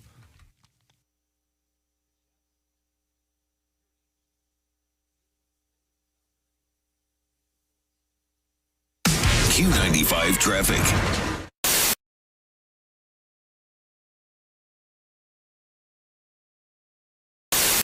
Our guest is comedian Dustin Nickerson. Our goal is never to let him talk. Yeah, speaking Dustin. of bad acting, let's bring in Dustin Nickerson. Oh, sorry. No, I'm happy to do it. Are you a bad actor? Oh, I'm terrible. Yeah. Now, you live in California. I do, yeah. Now, you're married? I'm trying to remember this. I'm married. I've been married for 20 years. I have 3 children. Yeah, we got married. You have such a young face. Oh, that's very nice. Thank you. I mean, I wouldn't... 20 years. That's good. No, that's good. Most of the time, the internet just tells me my face looks like Gary Ridgway, the Green River Killer. So that's nice. That's a bad way to go through customs. Yeah. Thankfully, a lot of people my age don't know who that is. So it's really important to me that he doesn't get a good documentary. Oh, gosh. But if he does get it, then I could be the bad actor in it. But there's a great graphic novel about him, but I'm probably one of 12 people who've read that. Yeah. Somebody, like graphic novel, like somebody illustrated it. Yeah. It's dark, man. Which mass murderer is this? Green River? Green River. His name is Gary Ridgway. He coincidentally was like 10 minutes from where I grew up in the Northwest. Wow. So, yeah. We got a lot of strong family connections. So what would you do if you're going somewhere and some guy would go, Gary! I'd be like, I know. I'm surprised I'm out too. Can you believe that? I killed so many people. Okay, someone just showed me a picture. The resemblance, it's pretty strong. Oh, yeah. Wait till I take the hat off with the messy hair. And, I mean, down to the hairline. It is not great. He's a lot older. Gary! Do you have the same voice? I don't know. Him and I don't talk as much as we used to. Are you the one that got away? Here, imagine that you're hearing me through a phone in a glass window. Is that what his voice sounds like? I see. Now, you said, what did you say, 3 kids? 3 kids, yeah. We had our kids young, too. So I have a kid who's a senior in high school. He's getting recruited to be a college athlete. Wow. Nice. And he's like a D1 college athlete. What sport? He's a track star. Wow. Which is funny that every time I tell people that, there's that very similar response where people look at me and they go, really? Well, that's great. But I don't even tell them what sport, but they just look at me and go, huh. Yours? Like, for sure, your child. It's but yeah, he's a track star. He's a distance runner. The mile and the 800. Oh, the 2 lap, 3, yeah. Oh, okay. It makes a little more sense. Yeah. Distance runner. Yeah. I mean, running is the sport of last resort. It's the sport that every other sport has running plus something else, you know. Exactly. But thankfully he stopped doing like the long. Like he used to do the 2 mile. I don't know if you guys have ever been to a track event. I know how you guys hang around high schools. But the 2 mile is 8 laps, and they have to tell them what lap they're on. Oh. Like they have to give them which it is a boring event. And they're not going that fast, so you watch it like the wave. Like just your kid comes around every minute or so like, whoa! And then you just kind of look at your phone for a little while. Today we're going to do a cover, the only cover that we do. Yeah. Oh, good. The entire program, but we'd like to play something for you dedicated to something that's been in the news this past week. All right. Look forward to it. I think everybody's been surprised about it, and this is a song that explains how I feel about it. Okay. They're both ashamed of what they did. At least that's what the paper said. They walk all day because they're always on the prowl. Tiger and horse, tiger and horse. His wife called him doing them whores. They're both pros at what they do, and both require special shoes. Of each with their heads going down in the caddy. Tiger and horse, tiger and horse. His wife called him doing them whores. Neither of them's made a peep, and fire hydrants don't come cheap. Be careful when you're out there chasing tail. You could wreck your truck and cut your head, but the number one lesson ever said, no matter what you do, don't leave voicemail. Tiger and horse, tiger and horse. His wife called him, and the odds are pretty slim that you won't see him with any more horse. Yay! Coming March 2nd, it's the new BobandTom.com and the new Bob and Tom app. Both faster, cleaner, and simpler with easier access, more choice, and no hassle. More info now at BobandTom.com/what's new. This is the Bob and Tom Show. Welcome aboard. And here's your company phone. You would make your employees use this. Or this. Or this. Bear with me, guys. So why would you make them use these? Java House Cold Brew Coffee. Amazingly smooth. Enjoy it hot or cold. No old tech required. Why does it bend like that? It's a new model. Hello there, it's Ed from Ed Septic and Sewage. I'm here at this poor SOB's house. He got quoted $20,000. There's Josh Arnold. Hi. Over there at the I Hate Steven Singer sidekick chair, there's Ace Cosby. Howdy. I am Chick McGee at the sports desk and got one or two letters left from our listeners, brought to you by Sleep Number Bed. Dear Bob and Tom Show, my office had a presentation by a sales rep yesterday. Okay. He introduced himself and said he was from DeLand, Florida. My eyes lit up. I asked my coworkers, say, does anyone know where DeLand is? And I immediately said, it's by the sea. He says, lots of big laughs. Thank you very much. You're welcome. Thank you, Tom. That's from Damon. Way to go, Damon. I bombed hard at the hospital. I haven't told you guys this. No. With the land? No.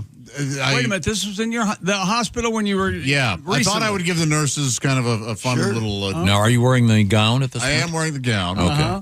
So they take me off my IV for 4 hours, which means I'm free. I can walk around without having to push that thing. And they were like, we encourage you to go out in the halls and walk around. And I'm wearing the gown, and I've got ice water in a styrofoam cup with a straw. And I'm walking through the hallways. And my hair looks crazy, of course. Right.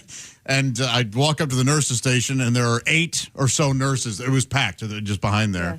And I leaned up on the counter, and I go, how we doing, ladies? I took a sip from my straw. They just stared at me.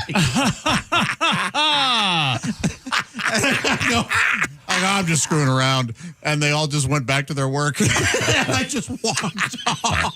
I don't know what they must have thought I was doing. Yeah, no context. They don't know who you are. How we doing, ladies? Don't know you're a comedian. Because in my head, I'm like, what guy would think he looked cool at all in this situation? Right.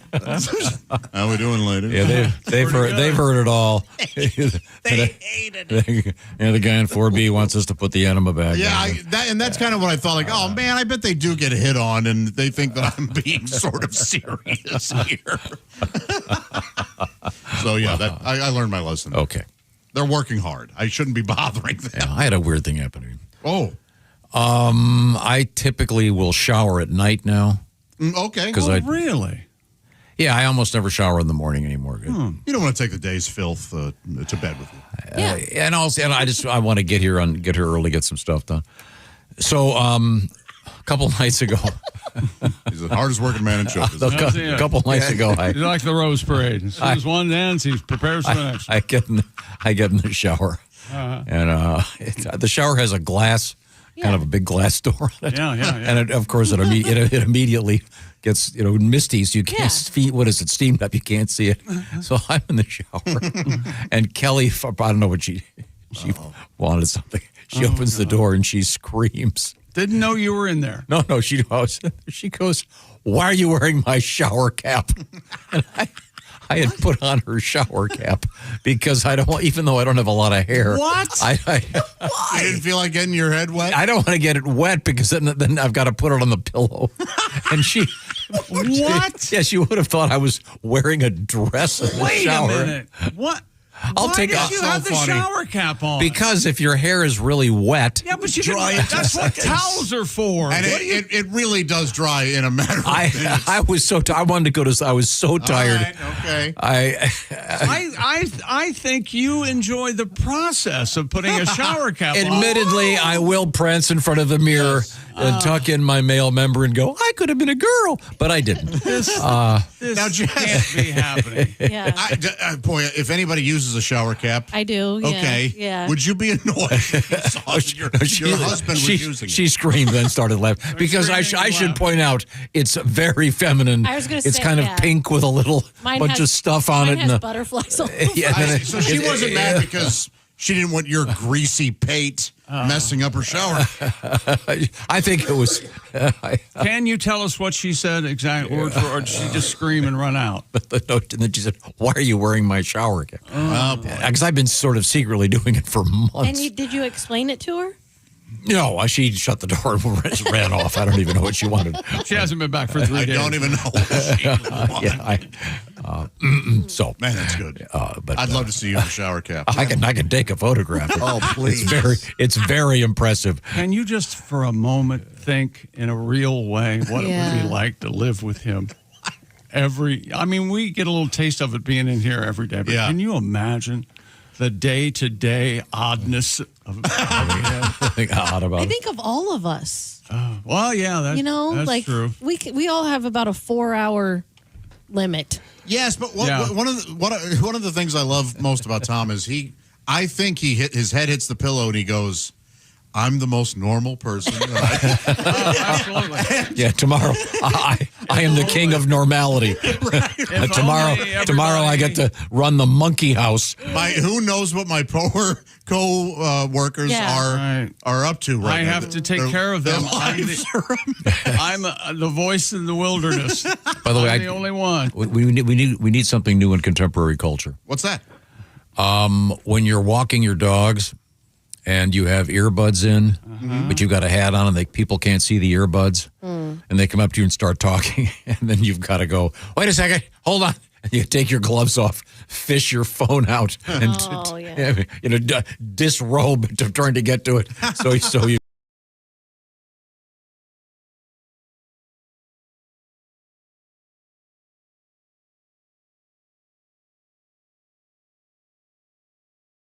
Boom. And you're good. It cuts it off. Oh my God! Wait a minute. Just problem solved. I thought we needed a signal. No, it happens at the gym all the time. One earbud, boom. And then when you put the earbud back in, it starts where you left automatically. Off. Yeah. Really? Yes. Yeah. No idea. They thought of that. I think do you guys think it's rude? Some Olympians are being interviewed and they have their warm-up music they want to listen to going on in their earbuds and stuff, and they'll still give the interview though, and they have the earbuds in their ears, and I'm sure they're not listening to anything. Yeah. But to me, it just looks rude. Am I just being an old man? You mean you are, but to interview them? You mean?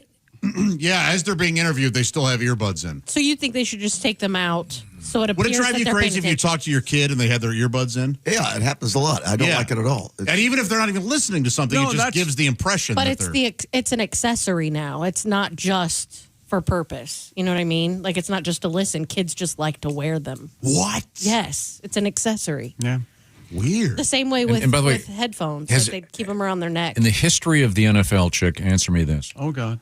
Those mid-game coach interviews, has there ever been one where the coach said something that was interesting? Never. Well, what we're going to do is the second half, we're going to try to stop them, put some points on the board. And I don't know. Thanks, Coach. That was really helpful. And it's uncomfortable for the interviewer, the interviewee, the people watching. They're contractually obligated to do it, obviously. Well, I think if you stop and think about it, what I've come up with is it costs so damn much to carry the NFL. They need these value-added features, and I think that's something that the network said, okay, well, we'll give you a coach. We'll give you both coaches at halftime and before the game. It's awful. You can talk to them. But the ones in the middle of the game are just awful. Yeah. Well, it's not the coach's fault. I know. Of course. Yeah. It's such a bummer that they have to do that. But don't you wish they'd say, well, as you can see, bitch, we're behind by 4 scores, and if I could get your ass out of my way, I could maybe help these fellas.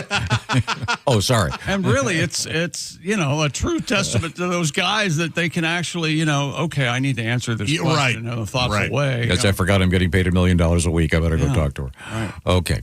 Does that mean it's a good time to get into the world of sports? Let's do that, Tom. A fight broke out last night between the Pistons and Charlotte Hornets in Charlotte along about the third quarter of Monday night's game. 4 players were ejected. Charlotte's Moussa Diabate and Miles Bridges tossed, along with Detroit's Jalen Duren and Isaiah Stewart. Pistons went ahead and won the game 110-104. Duren had the ball driving toward the basket just over 7 minutes left in the third period when he was fouled by Diabate. Duren turned around face to face. They appeared to butt heads, and then Diabate took his hand and put it on his head and pushed him away. Then it got ugly, Tom. Oh. Wow. Yeah. Duren then hit Diabate in the face with his open right hand. A confrontation lasted about 30 seconds. Everybody's okay, though. And this story just for you, Tom, from Cleveland, Ohio. Okay. And the Cleveland Browns. Deshaun Randy Watson has had the final 2 of nearly 30 civil lawsuits against him dismissed. Oh, boy. Court records show these lawsuits involved accusations of sexual misconduct from 27 women, mostly during massage appointments. 27. 27. You know something? After 10, I say guilty. What do you think? I mean, where there's smoke. My God. Now, that's to bring this home. That's like one woman 27 times. Okay. And how about the others that didn't? These are Cosby numbers. Yeah, this is unbelievable. Steph Curry will set out the All-Star game in Los Angeles. By the way, is Deshaun done? What's happening with? Are they going to pay him the $200 million, whatever it is? He has not said either way if he's going to be a Cleveland Brown next year or not. We do not know. And they have a new head coach. What's his name? Monken. Mr. Monkey is going to be coach. I wonder how his jersey sales are. Oh man! I'm sure somebody will buy one ironically or kind of as a joke, but. Who would dare? Hey, it's date rape night at Kezar Stadium. Did you guys see that? Kezar, good call, Tom. Belichick's girlfriend. Okay, I saw that. Was wearing a T-shirt that had the logo of the spa that. Oh, Robert no. Kraft yes. got busted at. Bravo. I love her now. What do you mean, bravo? That's hilarious. It was a T-shirt just with that big logo of whatever tan and spa place. Or I saw that T-shirt and I had not made the connection. Is that right? It was the... Yeah, I mean, you think Robert at all? Wow. You have to wear that, honey. That's brilliant. Well, I'm pretty sure she does whatever she wants to do. It sure seems like it. Well, that's great. I think she's got a great sense of humor. And she's behind her man. God, that's funny. Was that at the Super Bowl? I don't know where. I mean, it was in public for sure. Yeah. You're in the stand somewhere. Oh, that's great. Here is Deshaun Randy Watson. Are you ready? Mr. Randy Watson, yes! Yes! Lindsey Vaughn's. By the way, do we have everyone's coughing around? I know. Something happened within the last half hour. Yeah. Legionnaires or something. Yeah, I think Lindsey so. Vaughn's father says she will no longer race if he has any say. The superstar broke her left leg in the Olympics downhill over the weekend. Her dad, Alan, spoke to reporters, said that his 41-year-old daughter will not return to the Olympics. Vaughn recovering in a hospital in Treviso after her fall and helicopter evacuation on Sunday. Wow. After 13 she seconds got a medal on the run. in her leg. Hey! Really? And I got verbally undressed last week for saying she shouldn't race at all. No, but her crash had nothing to do with her injured knee. All right. She said that. Well, she shouldn't have been. Never mind. Why? She's great. She won a couple gold medals this year. Somebody else can, and she had no chance of medaling. Oh, yeah, no, she did. She won gold about a month ago. And not the Olympics. Okay. Did you mention the Detroit Pistons? Former champs of basketball? The Detroit Pistons, former champs of basketball. I have so many souvenirs, it's hard to list them all. I have piston pants. I have piston shorts. I have piston beer mugs. Sometimes people don't even notice. I have piston ashtrays. I have piston shoes. I have piston basketballs. When I dribble, they do too. Little Timmy Cavanagh. Tim will be our guest in a couple hours. I just love that song. Are you ready? Yes. U.S. figure skater Ilya Malinin has become the first person to legally land a backflip on Olympic ice. He Pretty performed amazing. the move on Sunday, marking a significant moment in figure skating history. Look at that. But he's not the first to do the move. The backflip first landed by Terry Kubica at the 1976 Olympics, but was banned for being too dangerous. Yeah, no kidding. Surya Bonali famously landed it on one blade at the 98 Nagano Games, and he lost points for doing that. The move legalized in 24, allowing Malinin to debut it in competition. He got praise, but many are highlighting Bonali's legacy and the absolute skating skill that's required to land a backflip on ice. It is crazy. That'll be in all the ice shows. But I, by the way, I love those ice shows. I go to all of them. Disney on Ice, you name it. I think they're great. I think it'd be a cool movie to go back to go backstage at one of those. Because all the people that do that, they've devoted their life to do it. I went to high school with a guy that would get up at 4 a.m. and go to skate, and then he'd come into school at whatever, 8 o'clock. But those people are so devoted and they're so great at it. But that does seem to be incredibly dangerous. Yeah, I can't even imagine. My question is this one. I know that, for example, for the snowboarder tricks, did you ever see they develop those pits with the huge foam cubes in them so they can learn how to do something before they do it in the snow and break their necks? How do they practice that? Is it the same thing? Do they skate to the edge of a thing and then go for it? Yeah. Because I would think if you'd miss it, wouldn't you crack your skull? I mean, so many things could go wrong. Man. Maybe I wonder if they wear helmets when they practice that thing. Well, and the ice is hard. Yeah, it is pretty hard. Yeah. Yeah, one of my daughters broke her arm on it earlier this year. I'm very familiar with it. Are you ready for a new sport, Tom? Oh, and we come back. I've seen the video. A brand new sport. Yeah. You're not going to believe it. I have a question for you. Can we wait till we come back? It's very quick, though. Okay. In the history of sports, Yeah. we've seen the referees, like at an NBA game, pulling the players apart. Yeah. Has there ever been a situation in which the players are pulling two refs apart? They're having a fight about a terrible call. I don't think so. I like this. But Would that be great in a movie? In any sport, has this ever happened? It has to have happened. Two referees or arguing. two umpires or something. No, they've got it together. They're not going to fight in front Wait a of minute. Not everybody in the world has it together. Just because I have it together? Yes, if you want to see a bunch of together people, starting with me and Chick. Yeah, come on by during the show. Good luck. If you think the world sucks now, during the commercial, let us be in charge. No, I think it would be better. There'd be a certain loose anarchy to it. That's right. That's right. Isolationism. I'm for that. Yeah. Laissez-faire. Hey, you want heroin? Go for it. But I don't care. These are the O'Reilly Auto Parts Studios. This is the Bob and Tom Show. Hoosier history, baby. Indiana goes undefeated and wins the national championship. Own the limited.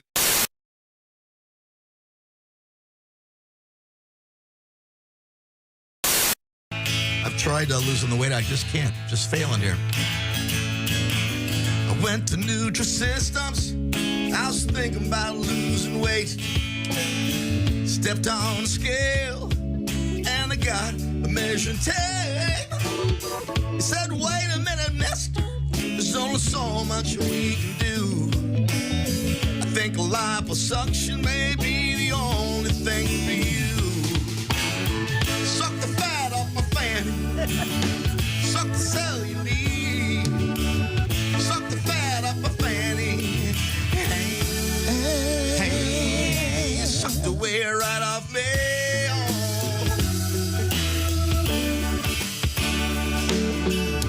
I tried Ozempic, but I don't like getting shots.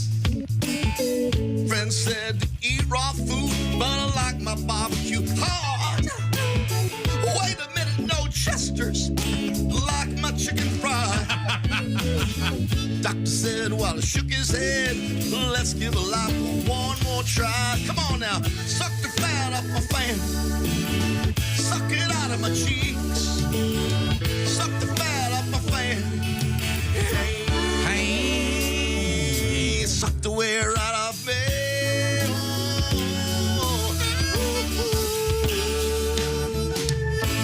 Yeah. Oh, that is so nice. I'm actually in love right now. My boyfriend and I are walking around town in a two-headed snuggie. It's getting pretty intense. That's nice. Yeah, it's Yeah. pretty nice.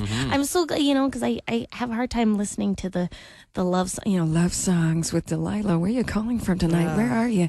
What's going on with you tonight? What's your name? Requests and dedications. Hi, Amy, calling in from Tustin, Arizona. What's going on with you tonight? You and Matt broke up? That's hard. What do you want to say to Matt tonight? We'll play that for you. That's Penny Lover by Lionel Richie.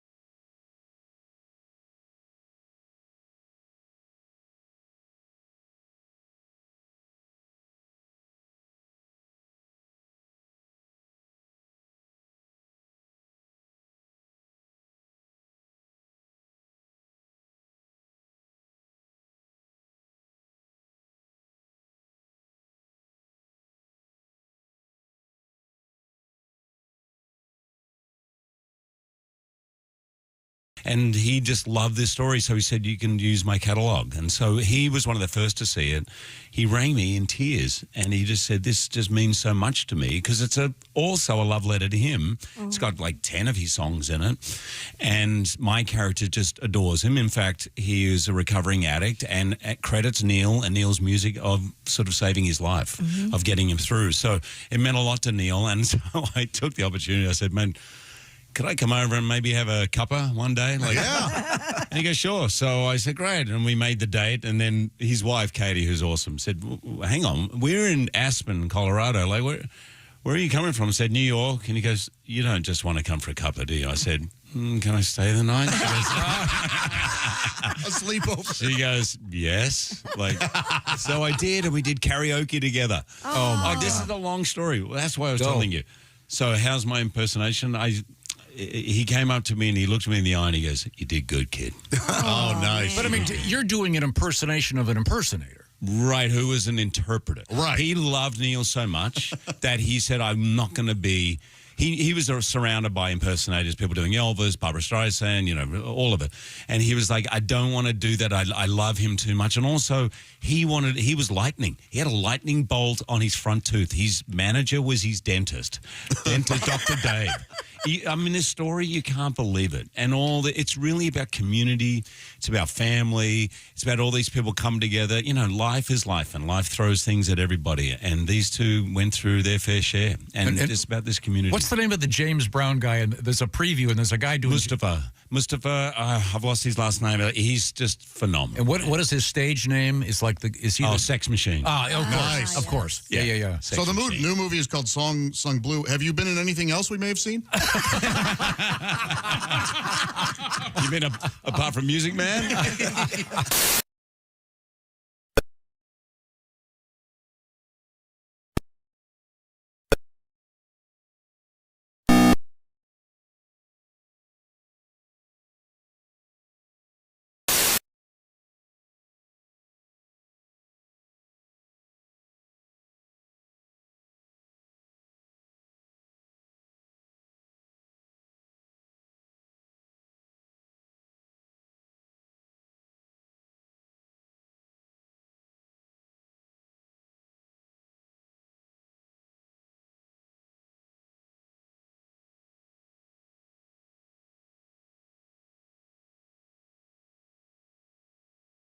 Whiskey River. Oh, I was thinking of Whiskey River, take my mind. Sorry, I was having a Willie Nelson flashback. I love Willie. Excuse me, Whiskey Myers. That's going to be July 17th at the Ruoff. You could win tickets to that coming up in about an hour. Details on the way. Welcome back to the Bob and Tom Show. Let's all take a breath and relax. At the News Center, it's Jess Hooker. There's Pat Godwin. Hello. There's Josh Arnold at the I Hate Steven Singer sidekick chair. Remind her of that in love sunset vacation feeling with Steven Singer's brand new Sunset 24 karat gold dipped rose, exclusively and only at IHateStevenSinger.com. There's Ace Cosby. Hello. I'm Chick McGee with Amazing Sports. Coming up, hello, Tom. Hello, Chick McGee. Mm-hmm. Let's see now. We have many things going on. Miss Hooker appears to be missing in action. Dumping it up. Could be. Well, hosing down the bowl. I'm sure that there's hosing it down. We've all been there. An explanation for this. We'll get her in here in a matter of moments. Probably changing her team. We have a couple things of interest coming up. I will urge everyone to pencil this in, depending on your location. You could see what we're calling Jeff Comedy Jam, featuring Jeff Bodart and Jeff Oskey at the Castle Finn Winery in Marshall, Illinois. That's a fun show, man. That's coming up on Valentine's Day evening in Marshall, Illinois. And they've added a second show. Is that true?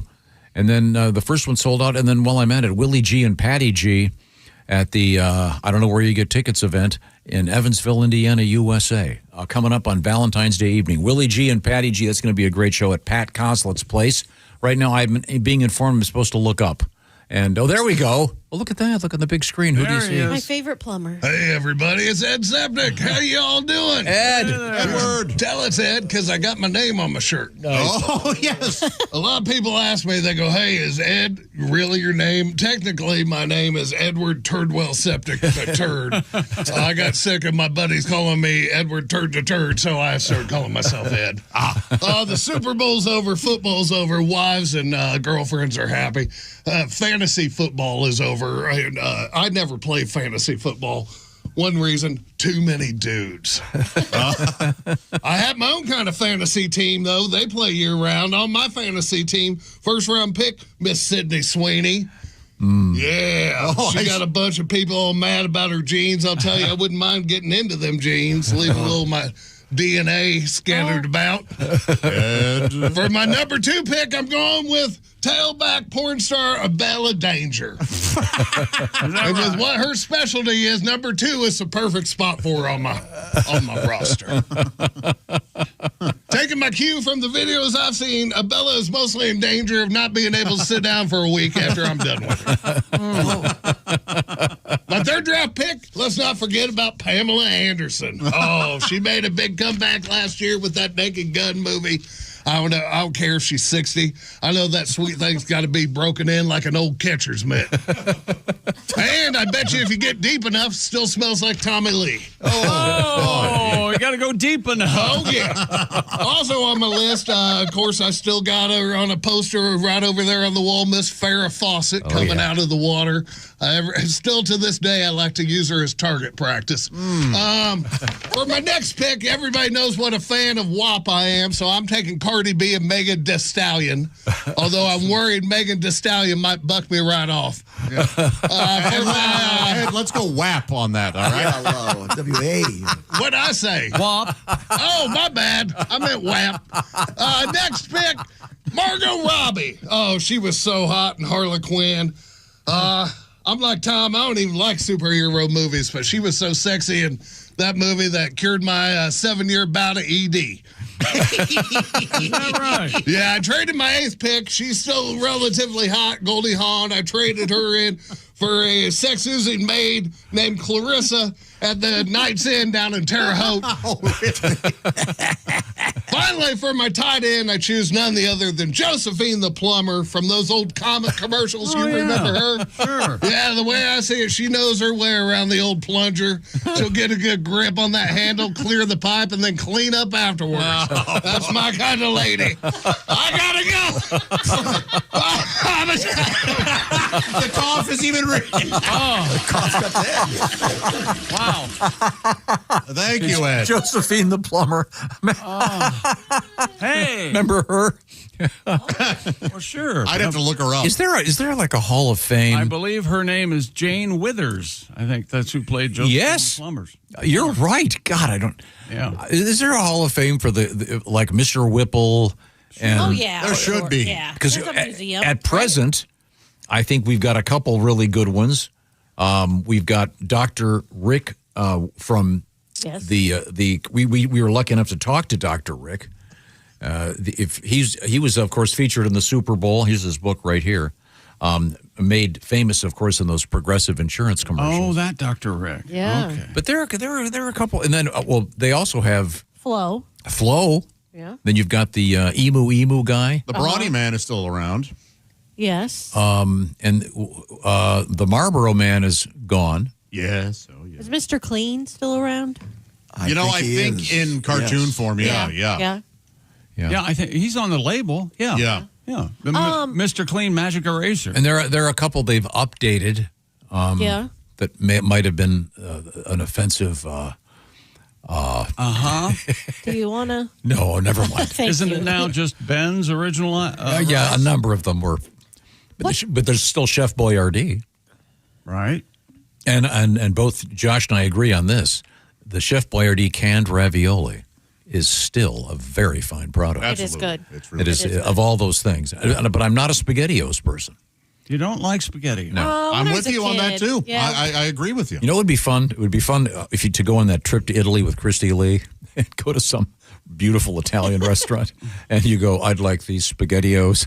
And I'm so we don't have the SpaghettiOs. What kind of dump is this? Well, do they even sell SpaghettiOs in Italy? There's no way. I can't imagine. you're immediately, No way. yeah. That's a good way to get whacked in the old country. Yeah. Now, is it time now for our new sport? It's a new sport gaining attention online, of course. It involves athletes sprinting directly into each other at full speed. You heard me. My brothers and I used to try this. According to the Australian Broadcasting Corporation, competitions feature two runners charging head-on with the goal of knocking their opponent to the ground. Wait, you guys never did this? Yes, we did. Never did. We would do this, and we would also try to hit fists. Yes. See who could punch each other. Bloody knuckles. No, We would do it. Knuckles. Yeah, we would come from up top Oh, okay. and try to bloody each I other's remember that knuckles. game, but Yeah. we didn't like that. We would punch each other's fists and Yeah. see who could. Have you seen, Miss Hooker, have you seen this video? This is unbelievable. I like it. Look at Here it this course. is. There These two they guys are. run at each other full speed. Oh, now they got heads down. And Oh, yeah. there's no protection. They're not No wearing helmets, anything. no pads. This is like a Fight Club type. You're gonna get a guy to have his chest collapse. Yeah, that's it's jousting with no pole or horse. The most horrible thing about this is when they land, you can see they're hurt critically because their feet are One doing guy's holding a something ball. odd. Yeah. I mean, and they appear to be Pacific American people. They right? do, yes. Yeah. Okay. Yes. Yeah. They are Pacific they are Rim. large. They are large people. Yeah. Is that primarily a Pacific Rim job? Is that what those? I think it might be. Yeah, I was trying to get to the same joke. I couldn't figure out how to do it. Elegant, well done. A Pacific Rim job. I was going to say, as you know, unemployment is very high in the Pacific Rim. But so these guys are lucky because they wanted a Pacific Rim job. But no, you nailed it. Much more elegant, less ungainly. It looks tough, man. Looks ridiculous. I wonder why one guy is holding what looks to be kind of football. He's holding a ball. Yeah. If he's boy, yeah, that's an interesting like sport. the only form of protection you can have. You know what I mean? Is having that ball right there? Well, maybe. I don't know. But someone's going to have a massive concussion. Yeah, it's crazy. And it has a stupid name. What is the name of this? The Run Nation Championship. It doesn't have a name as far as the Run Nation. The Run. Huh. The most recent event held at Sydney's Horndern Pavilion. Yeah, of course this is an Australian game. Yeah, there you go. Despite growing popularity, medical experts are raising serious concerns. Health professionals are urging that the sport be banned, warning of brain injuries. Notably, athletes competing in Run Nation championships do not wear helmets or any type of protective headgear. Man. It's like a tackle version of Red Rover. Yes. That'll be next. They got 5 guys, and you've got to try to get through them with no pads on. Man, God, it's brutal. Well, isn't this they have a slap contest? The slapping contest? Yeah, that's hard to watch, too. That is very hard to watch. Was in high school football? Yes. Did you have that drill? Nutcracker? What was the one where you'd? Did you do this one, Pat? Where you'd have? It was called the gauntlet, similar to that, but we had pads on. Right. Yeah, but. You just had to get through the guys. But they were like 12 of them, one person going through the whole thing. But they were standing still, though. They were given a little bit of space to come at you, though. But in this case, both these guys are running full speed at each other. Have that. And the person you're running into had pads. Yeah. I mean, like arm pads. You know what I'm trying to say? Like a blocking dummy or They piece do of this foam with Pee Wee League football and moms, where moms will post up at the end. The little boys will run towards their moms, and they got to tackle their mom. Oh, that's fun. Yeah, it's real cute. Oh. Yeah. Until the mom body slams the kid. Yeah, exactly. I was going to say, it's got to be real fun for the moms. This is my chance to finally pile drive this kid. You going to make your bed? So this thing in Australia where the 2 guys run at each other full speed, no pads, and these guys all look like they're NFL linemen. They're big 100. Yeah. The name Run Nation Championship seems dumb. I've got a better name for it. All right. Okay. Let's see. It would be a championship tackling event. Oh, I see. They call it CTE for short. Oh, okay. It's my fault. I'm sorry. I'm the commissioner of the CTE. That's very, very good. We're going to come right back. We're coming right back with our NFL guy. He is comedian Costaki Economopoulos. This is the O'Reilly Auto Parts Studio, and this is the Bob and Tom Show. Thanks for listening to the Bob and Tom Show this morning. Even though we're not too much to look at, you can also watch the show on our YouTube channel.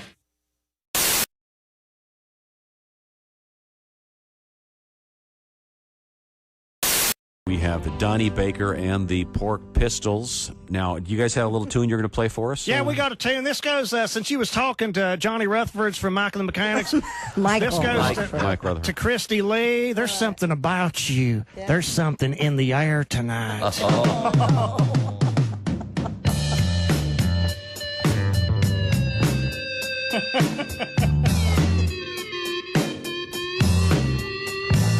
Christy Lee, so fire-ass hot.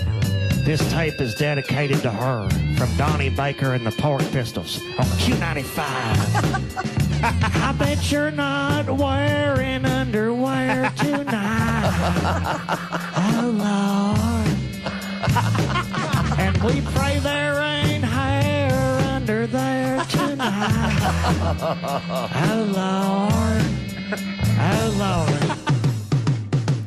Chill of the night, if you don't wear undies, your booty's gonna get cold. Chill of the night, if you don't wear panties, your body's gonna get stoned. White snakes.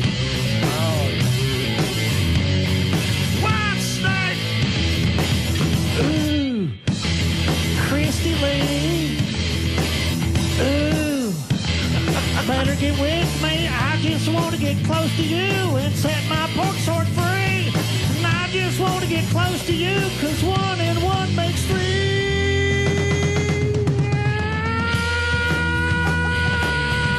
Ooh, baby. Ooh, baby. Chill of the night, chill of the night, chill of the night. It gets real cold, so you don't need planties, Christy Lee. You got Donnie and the chill of the night, chill of the night.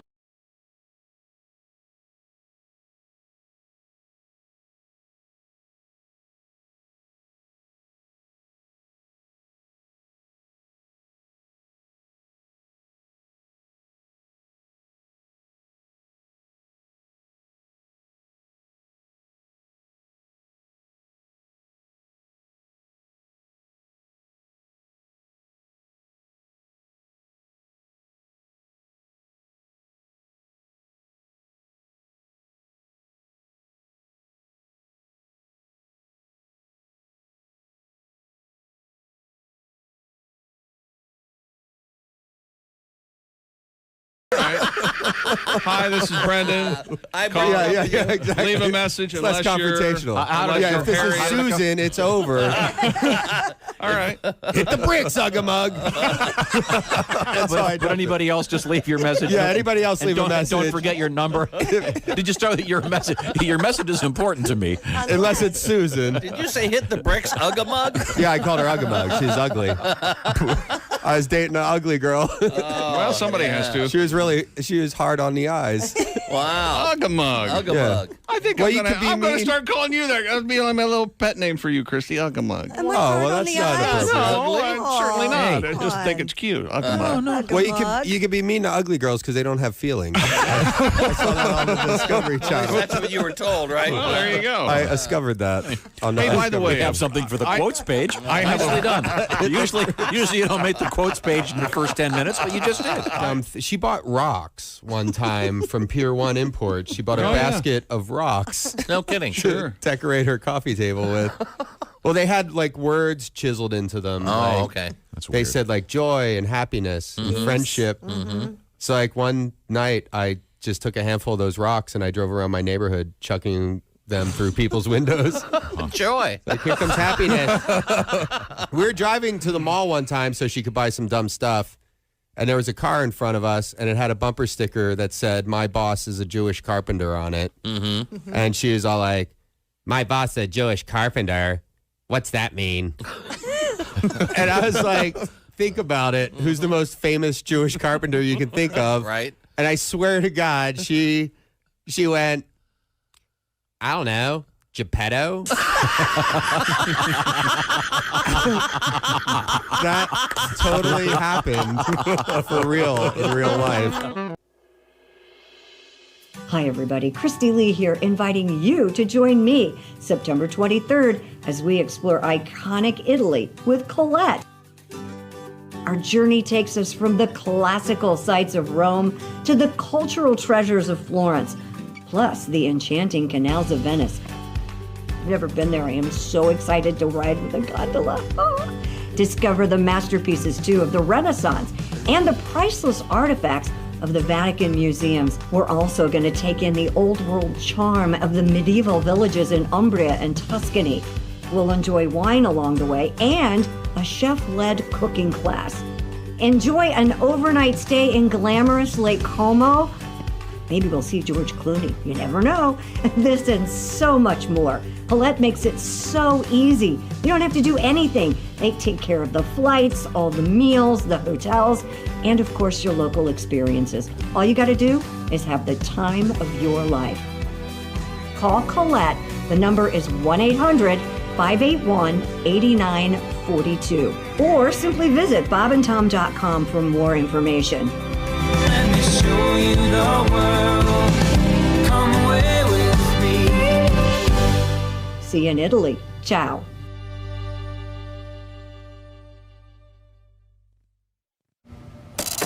You wouldn't make your employees use this. So why would you make them use this? Java House Cold Brew Coffee. Enjoy it hot or cold. Amazingly smooth. I need to look for a different job.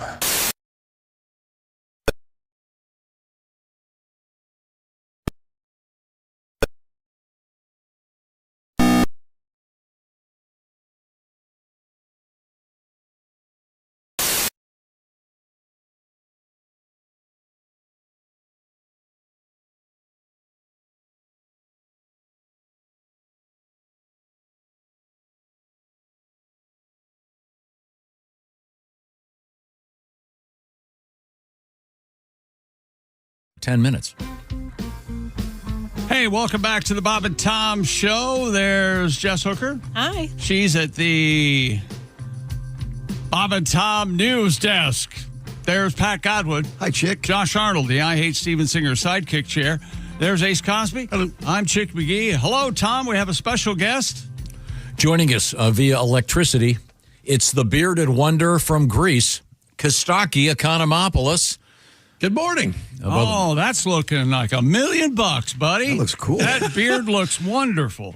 Thanks, friend. Yeah, that it's really growing in there. It's a little salt and peppery on the mustache area.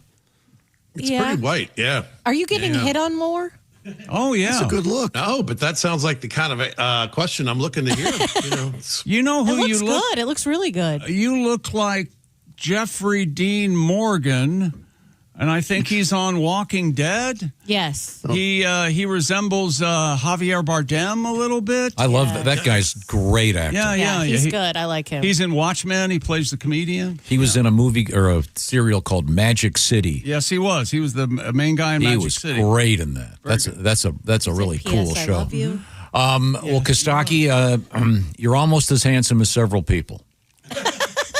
Does that sound good? Well, hey, this is the best compliment I've gotten in a while. Costaki, I'll give you a quick compliment. At the last minute, I decided I wanted to put some money on the game.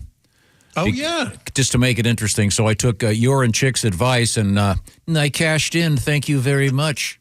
Oh, nice. Yeah, we called it. Seahawks blowout. It'll be reflected in your Christmas steaks. Did you find this, Costaki, is that everywhere I looked, even a casual watching of the pregame shows over the weekend, everybody was, I got a great feeling about New England. I think New England's going to find a way to win this ballgame. And I just couldn't figure it out. Turns out they were wrong. Yeah. No, they were overrated the whole year, and they beat a team without their quarterback to get to the Super Bowl. Right. No, Drake May's a relative babe in the woods, and he'll be great someday, but he's not there yet. And yeah, it was fun to watch. I didn't think it was fun to watch. I'm glad I had money on it. I was so bored I couldn't stand it. Were there like 7 out of 8 no first downs for New England? Yikes. Right. In fact, the third quarter was getting so boring, I wanted Bad Bunny to come out and dance some more. I know, right? Yeah. Nobody could score. It was like prom at the math magnet school. There's a bunch of nerds there. The game was bad. People flipped over to the Melania documentary. Oh, hello. Yeah, sad Patriots fan base is, of course, one of my hobbies. So I love that. All right, here's a timeline for you. 2015, Dave Portnoy of Barstool Sports was arrested at NFL headquarters.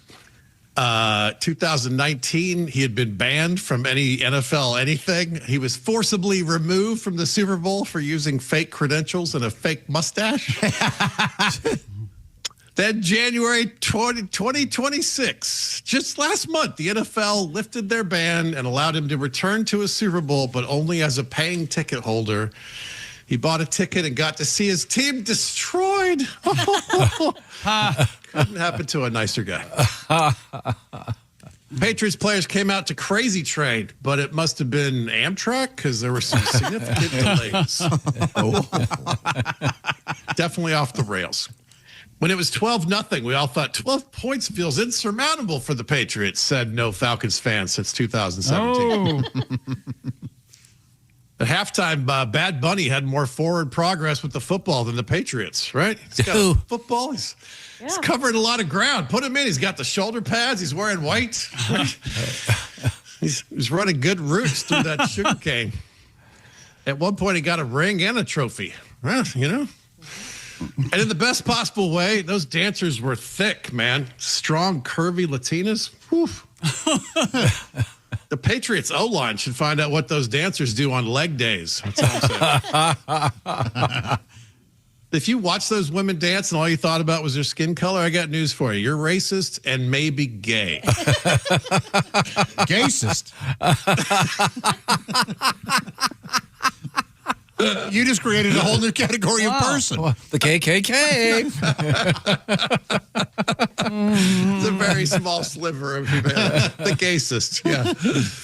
By the way, that wedding at the halftime show was real. I can't stop thinking about that. Yeah. An actual couple got married. As a dude, how are you ever going to top that ever in the marriage? Oh, no kidding.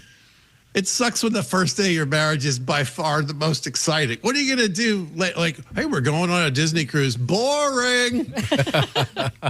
I'm looking forward to them getting. I'm looking forward to them getting divorced at a UFL game. That's great. That's hilarious. Yeah, when you're at the Super Bowl getting married, in the middle. Oh, the waiter's going to sing me happy birthday with a sparkler? Okay. Yeah. Remember when Bad Bunny sang to me?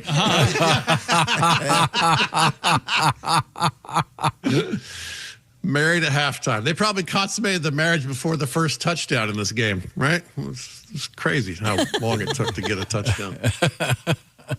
And it's so American to go back and forth between ads for weight loss and potato chips. Yeah. But that was my favorite ad, the Lay's potato chip, the farm. Yeah, me too. That was my favorite. And that's based on an actual family in which the woman is taking over the farm from her dad. I thought that was great. great. Is that true? Yes. Ah, see, it's a farm in Illinois. Yes, one of her friends wrote us a little note about it. Oh, that's great. See, that one got me too. That's a girl dad thing, right? Like the dad is retiring from the potato farming, and he and the daughter go pluck potatoes from the earth one last time, and it shows them at different phases of life. Pull potatoes. I'm trying to relate it to me because I got a great job, but it's kind of ethereal. Like after my show, there's not a lot left to grab onto. Like what am I going to give my kid? My divorce chunk and my Google Doc of Booker info. But Costaki, did you enjoy any of the other commercials? I really liked the one with the polar bears for Pepsi, and they did a reference to the famous crowd scene with what's it called, the camera, what's that called, the crowd, the kiss cam, the kiss cam. Yeah, that's right. I thought that was very funny. That's one of those jokes that 2 years from now, no one they'll go, what was, I don't get it. Right, that's right. You see that one later, you can't remember what that was a reference to. And I love the Guy Fieri one. With the regular hair. And they transported it back and forth. That was really good. And the Budweiser one, of course, was great. Yep. You think it's a Pegasus and it's the Eagle. Oh, so cool. I took your advice. You asked me a week ago if I'd seen some of them ahead of time, and I went and I watched a good 15 of them beforehand. You're right. There's some really good ones in there. I pitch this every year. I want an undercard game on Super Bowl Sunday. The two worst teams play. Winner gets the first pick in the draft. 2 p.m. Super Sunday. Raiders and Jets play for Fernando Mendoza. Why don't we have this game yet? This would be awesome. That is a good idea. It is. It is not a good idea. Well, they've got to. They have to do something. It is an odd lark at best. I think. Are you insane? They need to do something in the NBA though to prevent the teams from suddenly deliberately tanking. I think they need to take the teams that are sort of contending to be crappiest and then make them do a playoff, and then the winner of that one would win. I don't know. Yeah, that's a good Chick. What's the answer to that? How has the NFL avoided that as a problem tanking? So far? You mean tanking? They're not overt about it in the NFL. They're a little more. I just think they're a little quieter about it than the NBA is. That's all. Yeah, absolutely. And then it's easier to cover it up. Costaki, my theory on the NBA is you only pay the winning team each night. Oh, okay. Then you're going to get some hustle. Some of these guys are playing for $1 million bucks a night. Come on, let's hustle out there. Hey, if we win tonight, I get $1 million. You're going to see some heavy breathing. Come on, guys, hustle it up out there. We also had the NFL honors this week. Offensive Rookie of the Year, Tet McMillan. Offensive Douchebag of the Year, still Kanye. Unbelievable. 3 years running. Christian McCaffrey won Comeback Player of the Year. They briefly considered Phillip Rivers, but he only comes in the front. He's got a lot of kids. Hello. And please don't Comeback Player of the Year, Deshaun Watson. Oh, that should be a tie. Deshaun Watson and Aaron Rodgers. Okay, all right. Yeah, we're going to go through that again. You wait and see. Oh, I don't know if he's going to play. I hope he comes. I want him to come back, Costaki. Oh my gosh, what's he going to do? I've been rooting for the old folks. I was hoping in the world of skiing we'd have Lindsey Vonn with a gold medal, but all right. It's not happening. Well, thanks, Costaki. I want to point something out here. Mr. Costaki Economopoulos, great stand-up comedian. He's going to be at the Caravan in Louisville. He'll put the comedy back in the Comedy Caravan. That's going to be March 12th through the 14th. Then you're going to be at the Greenwood, Indiana Event Center March 27th, March 28th. Tiffin, Ohio at the Ritz Theater with Josh Arnold and Jeff Oskey. Yes. Are you kidding? What's the date on that? Yeah, might have to schedule that around you might want to send a car for Josh.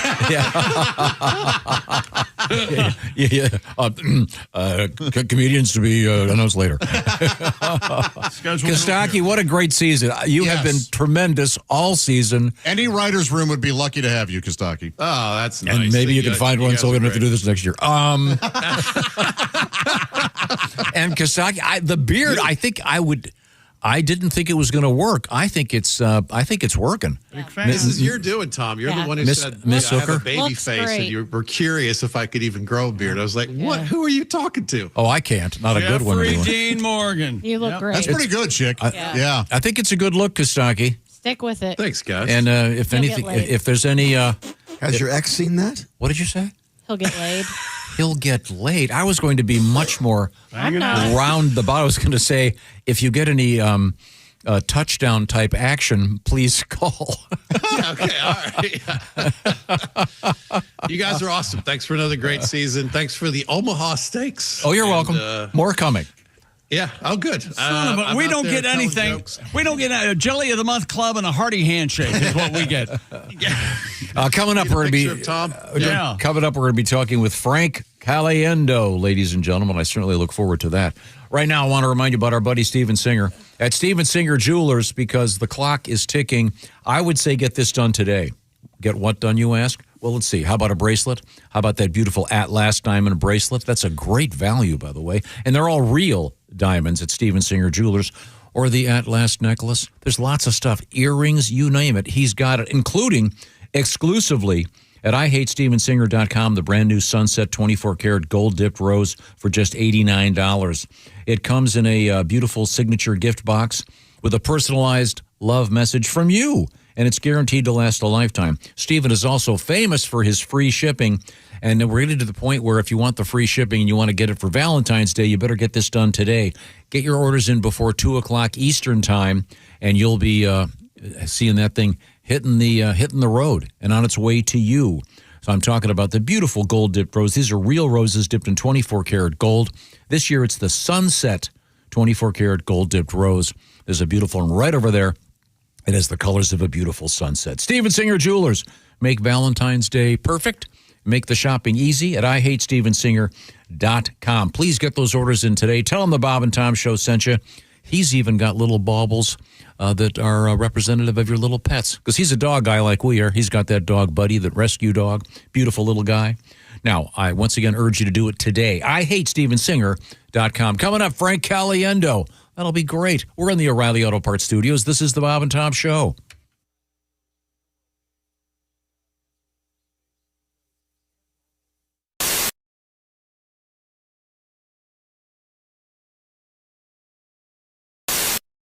No, I'm not trying to be critical. I'm just.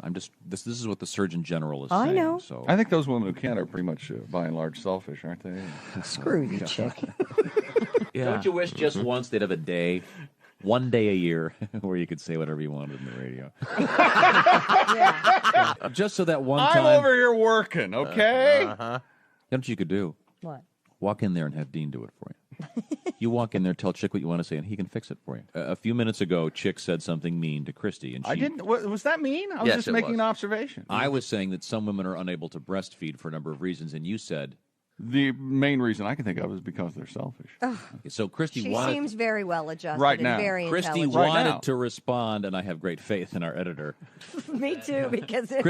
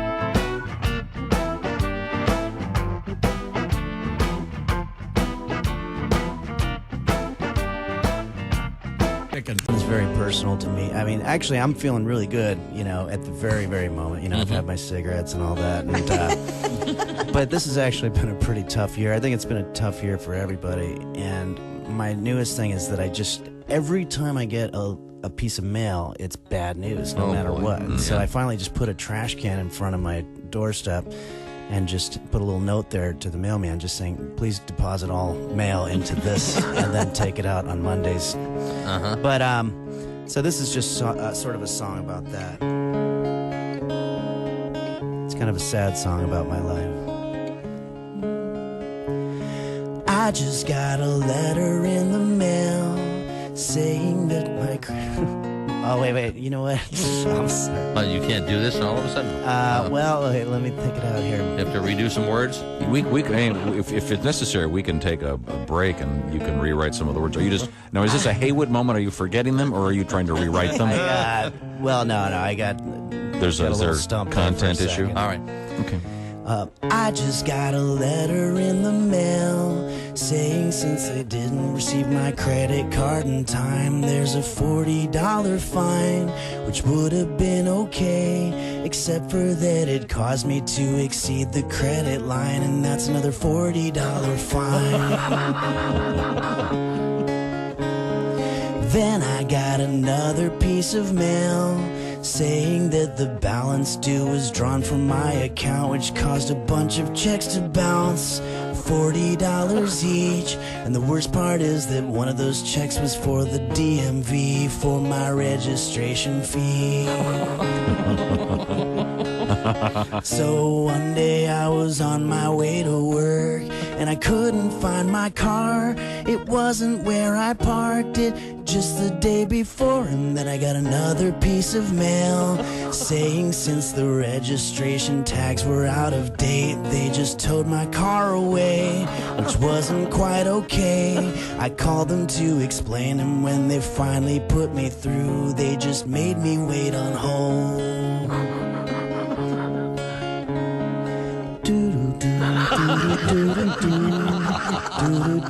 After 40 minutes, I hung up because I had to go to work. But then I realized if I don't have my car, then how am I gonna drive to work? So I got fired from my job. So here I am, living in a box underneath a bridge in a quiet little town. And I take a look around and things are quite okay. I don't have any bills, and the best part is that I don't get any mail. Henry. At the news center, it's Jess Hooker. Hello. There's Pat Godwin. Hey, chick. There is Josh Arnold. Hi there. He's at the I Hate Steven Singer sidekick chair. There's Ace Cosby. I'm Chick McGee. And hello, Tom. How we doing over there? We have our guest. Good. The handsome factor is about to go way up in the room because there's Frank Caliendo. Yeah.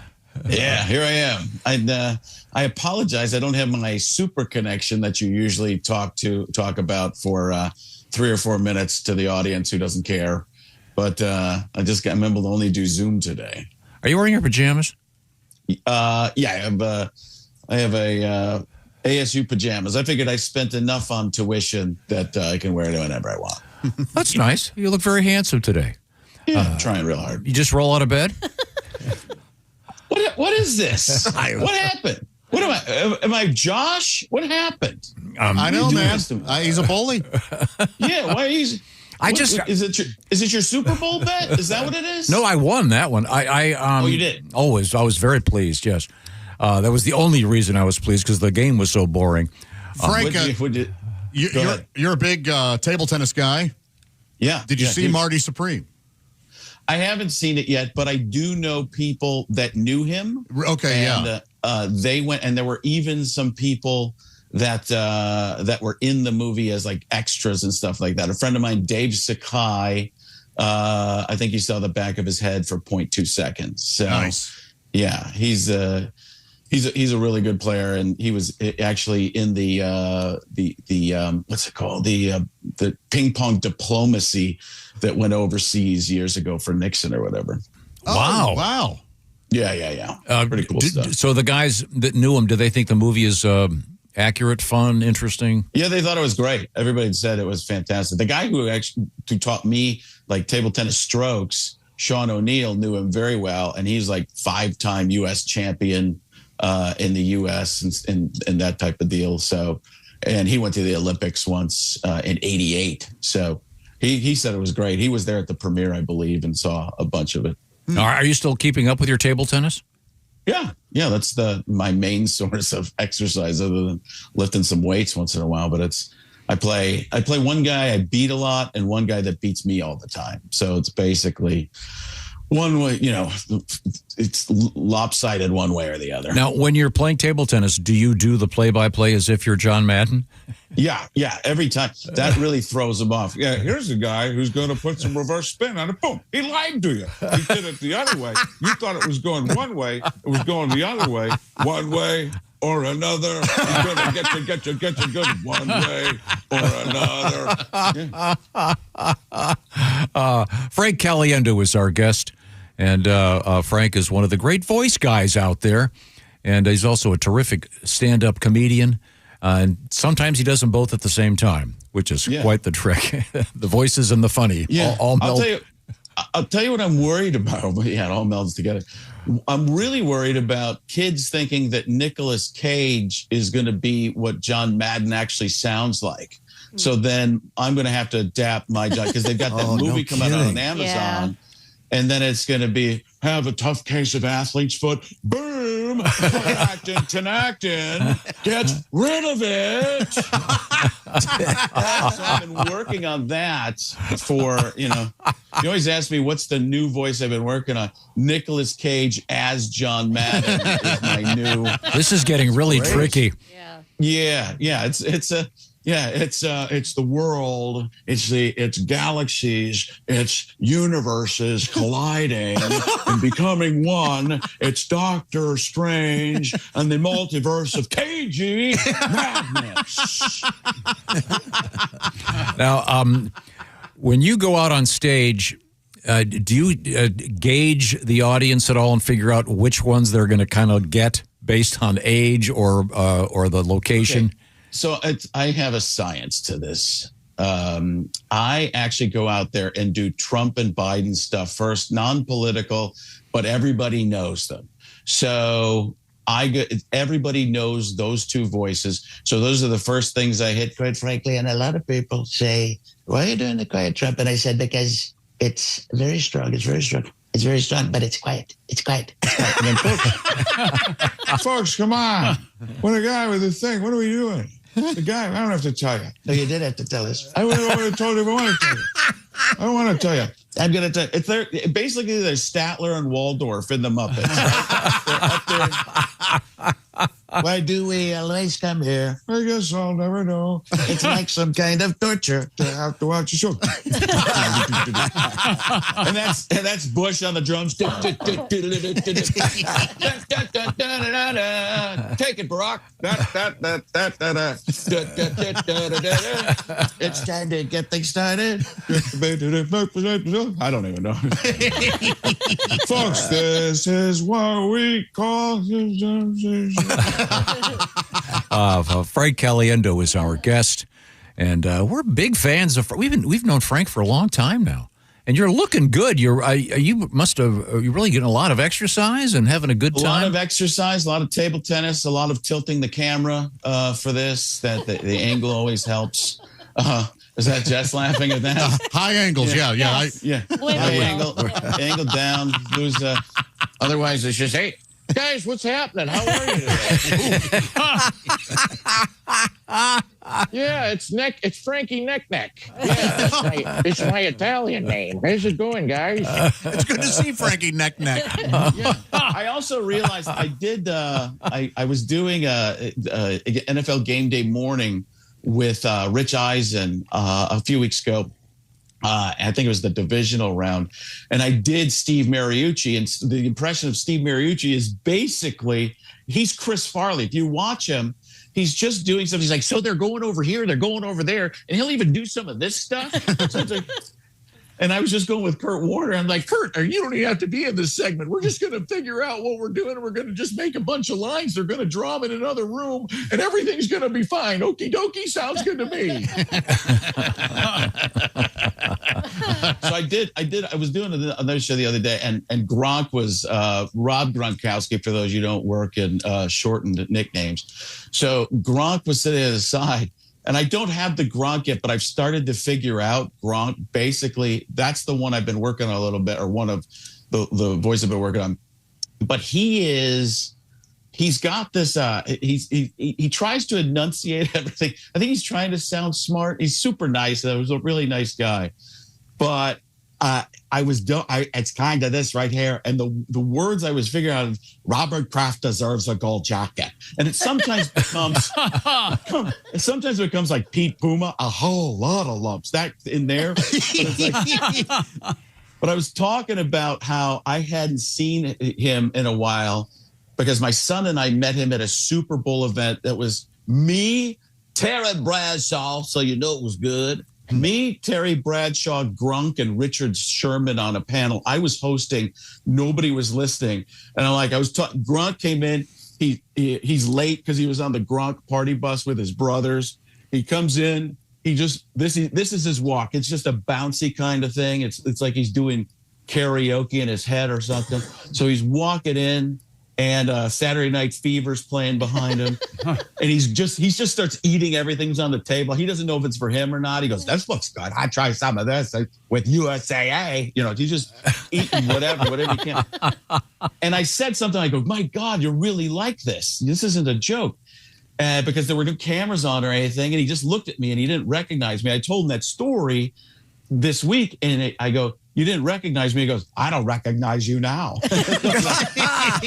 I just got Gronk spiked. It was awesome. Oh, that's great. Yeah, so that was that was pretty fun. But I was at Radio Row all week. We've talked about that before, where you go to see the beginning of human evolution. I mean, it is amazing how there's a lot more TV there now, but And usually I just go to see, people I know. And on TV, I did Good Morning Football. I did Richie's show. I did Dan Patrick. So I did the big national stuff. And then I always get lied to like, somebody will say, I'm in Philadelphia. You want to come on with us in Philadelphia? Like, sure. And then I start asking questions as I'm on. So who owns the station and stuff like that? Oh, we're in a suburb of Atlantic City. What? Yeah, I'm taping for my Saturday show. I'm like, what? That's like 9 people listening. You said Philadelphia. That's not Philadelphia. A suburb of Atlantic City. That's double burbed. I mean, what are you talking about? So then I'm there for like 40. The guy was actually pretty good, but I was like, man, I just don't like it when everybody leads you in. Nobody looks at you in the eyes. Everybody's just looking for somebody better. Like they're hoping that Jerry Rice walks in and they're like, oh, we're out of time, Frank. Thanks for the 7th John Madden you've done today. I appreciate that. And then Gruden's on the streets of San Francisco, man, just walking around. I got my old friend Rich Gannon. Like he's just walking and bumping into people. My old pal Rich Gannon. Come here, Rich. And he just brings Rich Gannon on camera. And he starts to do a hard count. Get hard count. 42. 42. And the people in San Francisco aren't even reacting because they're used to seeing crazy people yelling at each other on the streets at times. It's like, 42, Rich. And all he's doing is that thing that Terry Bradshaw would do to me is he's just hitting Gannon. Like if you looked at him, there'd be like this massive bruise on his shoulder. He's like, do it. Come on, man. Rich. And he's just throwing out F-bombs and stuff like that. I'm like, this is Gruden in his element playing street football. Be great if I had him as a kid. Lament. We're not even playing. Let's get some flags. Let's update this thing and play something that nobody's going to get hurt on, man. Frank Caliendo is our guest. Frank's going on a massive tour. Frank, I can't believe all these dates you've got coming up. Me either. There's a big Amazon bill. Let me tell you, there is a lot. Amazon Self-Fulfillment Center is stacked to the top. It's time to go pay for that. Lots of spots, including Columbus, Ohio, Cincinnati coming up in late April. And you're going to be in your hometown of Milwaukee quite a bit. That's next. That's in a couple of weeks. I'm in Hartford, Connecticut this week, then Milwaukee in a few weeks. And that whole run in Ohio, Cincinnati, Columbus, Cleveland, and Pittsburgh is there too, because that's the draft. That's the draft week.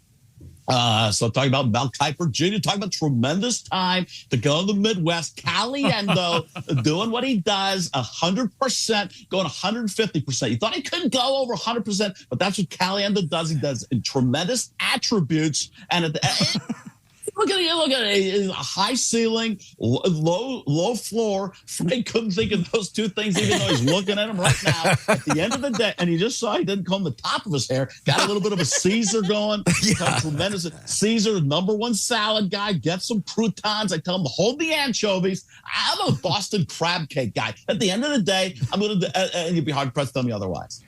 Oh, Frank, that's great. Did you get to actually watch the Super Bowl on television? Yeah, I went home. I think the product of the Super Bowl is much better on TV than being there. I feel like you miss a lot of stuff. You don't really see the commercials. You don't get you hear the announcers if they, mess something up or something weird happens. I really do like being, I may have told you the story before. I also have a PTSD with the Super Bowl. I got kicked out of the Jacksonville Super Bowl. Not funny. Not funny, Tom. Not funny.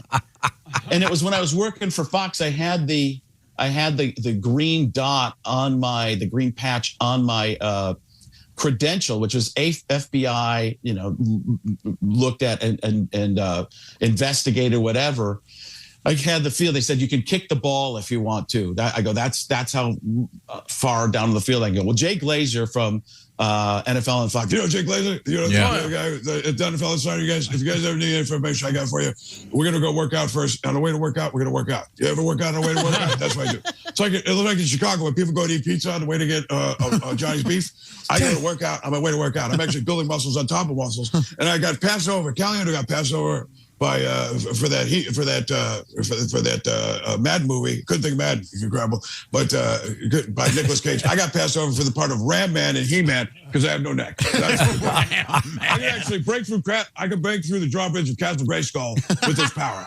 That's the power I have. The sorcerer's trying to keep me out and said, Skeletor, he's got the other half, the power sword. Only Josh understanding this right now. 100%. So he's in the field and you get kicked out? So he brings me down to the field. He goes, you guys need to fly over these the planes going over singing the national anthem. So I go down with him, and an NFL security guy goes, hey, what are you doing down here? I was like, well, and this is my problem. I was honest. I'm like, honestly, I'm just with him. He goes, yeah, but what are you doing? I go, really nothing. He goes, that's it. And he takes me. He's like, you got to get out of here. And I go, well, they told me I could kick the ball if I wanted to. He goes, okay, you're done. He pulls the credential off of me, has another security guard come and get me who doesn't know the story at all, has me escorted outside of the stadium in Duval County to nothingness. Like I'm just standing out there all alone in the dark. And I finally snuck past some security guards who were hitting on some girl. I did like a Scooby-Doo, like, like he's talking to that chick. All right, bro. There's a sandwich over there. So I just got back, and then the word got back to the president of Fox Sports, who's David Hale, and he said, "We'll fix this for you." And which it always sounds better when a guy with an Australian accent says something, and you wouldn't know that because my Australian accent wasn't very good right there. But I did get back in, and then he wrote a letter to the NFL and said our guy Frank was just on the pregame show. He's part of the NFL on Fox team, and you kicked him out of the stadium and scared him to death. I mean, I was on the verge of tears. I mean, I was like, I don't know what happened.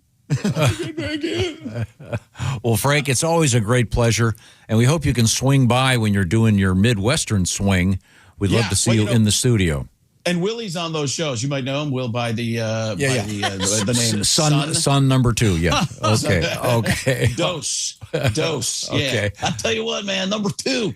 That's not one I'd want to be, man. Okay, I'm gonna go. Bye. Bye, Frank. You're looking good. See you, Frank. God, he is so funny. We'll give you some of those dates. We'll link to it on the various Bob and Tom social media platforms. Right now, I want to get you a little bit of Francais, perhaps. Rougiette, R-U-G-I-E-T. I do not speak French, which is becoming more and more clear. Rougiette. What is Rougiette ready? Well, it's about all that stress in your life sometimes builds up so much. When you get into the bedroom, it's creating some issues. And fortunately, contemporary scientists have come up with some great stuff that will help you kind of get a little bit of regeneration in your love life. How about that? You see what I'm talking about here?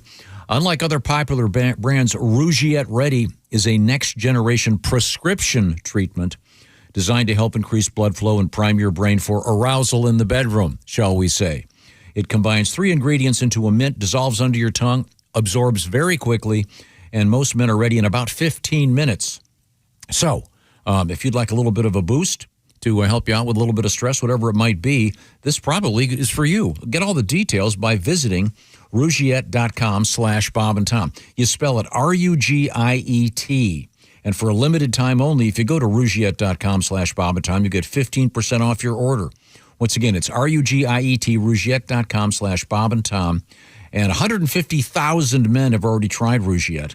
Getting started is simple. Rougiette connects you with a doctor online, and then your treatment will ship discreetly to your door. Find out what I'm talking about. Get all the information. See if this is for you. R-U-G-I-E-T, Rougiette.com/Bob and Tom. Please put the /Bob and Tom part in so we get a little bit of credit. And by the way, you can try this real soon just by following my instructions. Rougiette.com/Bob and Tom. Time to take back your health. Individual results may vary.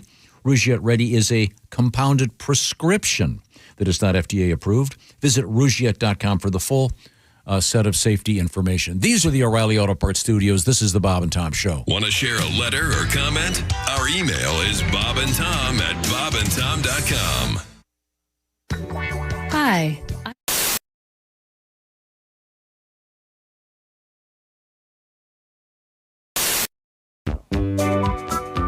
Hello and welcome to the wildly successful Mr. Obvious Show. I'm your host, Mr. Obvious, Let's take a call. Hello, Mr. Obvious Show. Hello, is this Mr. Obvious? Speaking. Hi, Mr. Obvious. Long-time listener, first-time caller. Uh-huh. I just want to say, first of all, I really love your show. Really enjoy listening to it. I think you do a great job. Well, kind words indeed. And thank you, caller, for calling the Mr. Obvious Show. No, Mr. Obvious? Yes? Here's my problem. Oh, okay. Well, the thing is, I think I got some kind of animal trapped in my house. Oh, like a pest problem or Yeah, something? well, it's even bigger than that. I think it's some kind of critter that's trapped down underneath my sink somewhere. Oh, my. Now, do you live in a rural section of town? Yeah, as a matter of fact, I do. I live on the outskirts of town here, and well, here's the thing. I think it's caught underneath my sink, and I've opened the doors and my cabinets there and looked underneath, and I can't find it anywhere, but I can hear him down there making noise. Oh, you say you got a critter and you can hear him. Now, what kind of sound does he make, caller? Well, it's kind of a growling, kind of, well, I'll try to imitate it for you. It's kind of like, kind of like that. This is under your sink in your kitchen? Yeah, I mean, it sounds like you might be caught down there in the pipes. Now, this is not uncommon for your rurally located homes to have a raccoon or a possum under the house. Now, but you say he might be stuck in the pipes? Yeah, that's what it seems like because, in fact, I think that's how he's living there. He seems to eat stuff that my wife throws away down the sink after dinner. She'll wash the leftovers down the sink after we get done eating. I think that's what he's eating because I can hear him down there growling and chewing. Huh. What was the sound again, caller? Well, it's...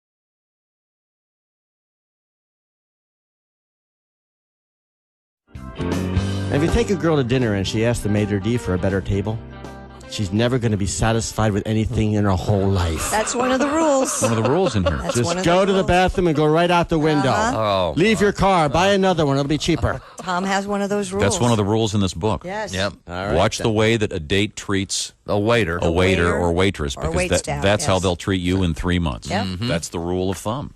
Well, that's more about one of those people who you just can't please. Okay, you have a song about little that? song about Okay, that. all right. Go ahead. Took her to Hawaii. The waterfalls made my hair frizzy. Went to Vegas too. The lights gave me a migraine. Then we went to Paris. I didn't like the fries. No one ruins love like you. Took her off to Rome. There were too many Italians. Had the finest pasta. I don't eat carbs. Saw the Sistine Chapel. That made my neck hurt. No one ruins love like you. The beaches of Tahiti. There was nowhere to pee-pee. Full moon up above, that was kind of creepy. The finest hotel, I thought it was seedy. We made passionate love, I couldn't see the TV. The pyramids of Egypt, that made my skin dry. The Taj Mahal, too, that was too drafty. The Leaning Tower of Pisa, I would sue the contractor. No one ruins love like you. Coming March 2nd, it's the new BobandTom.com and the new Bob and Tom app. Both faster, cleaner, and simpler with easier access, more choice, and no hassle. More info now at BobandTom.com/what's new. This is the Bob and Tom Show. Girl, the food was great. The company, even better. Why sit here all night long? Going on about the weather. I know it's our first date, and good girls gotta wait. But I just turned 83, and you said you're 78.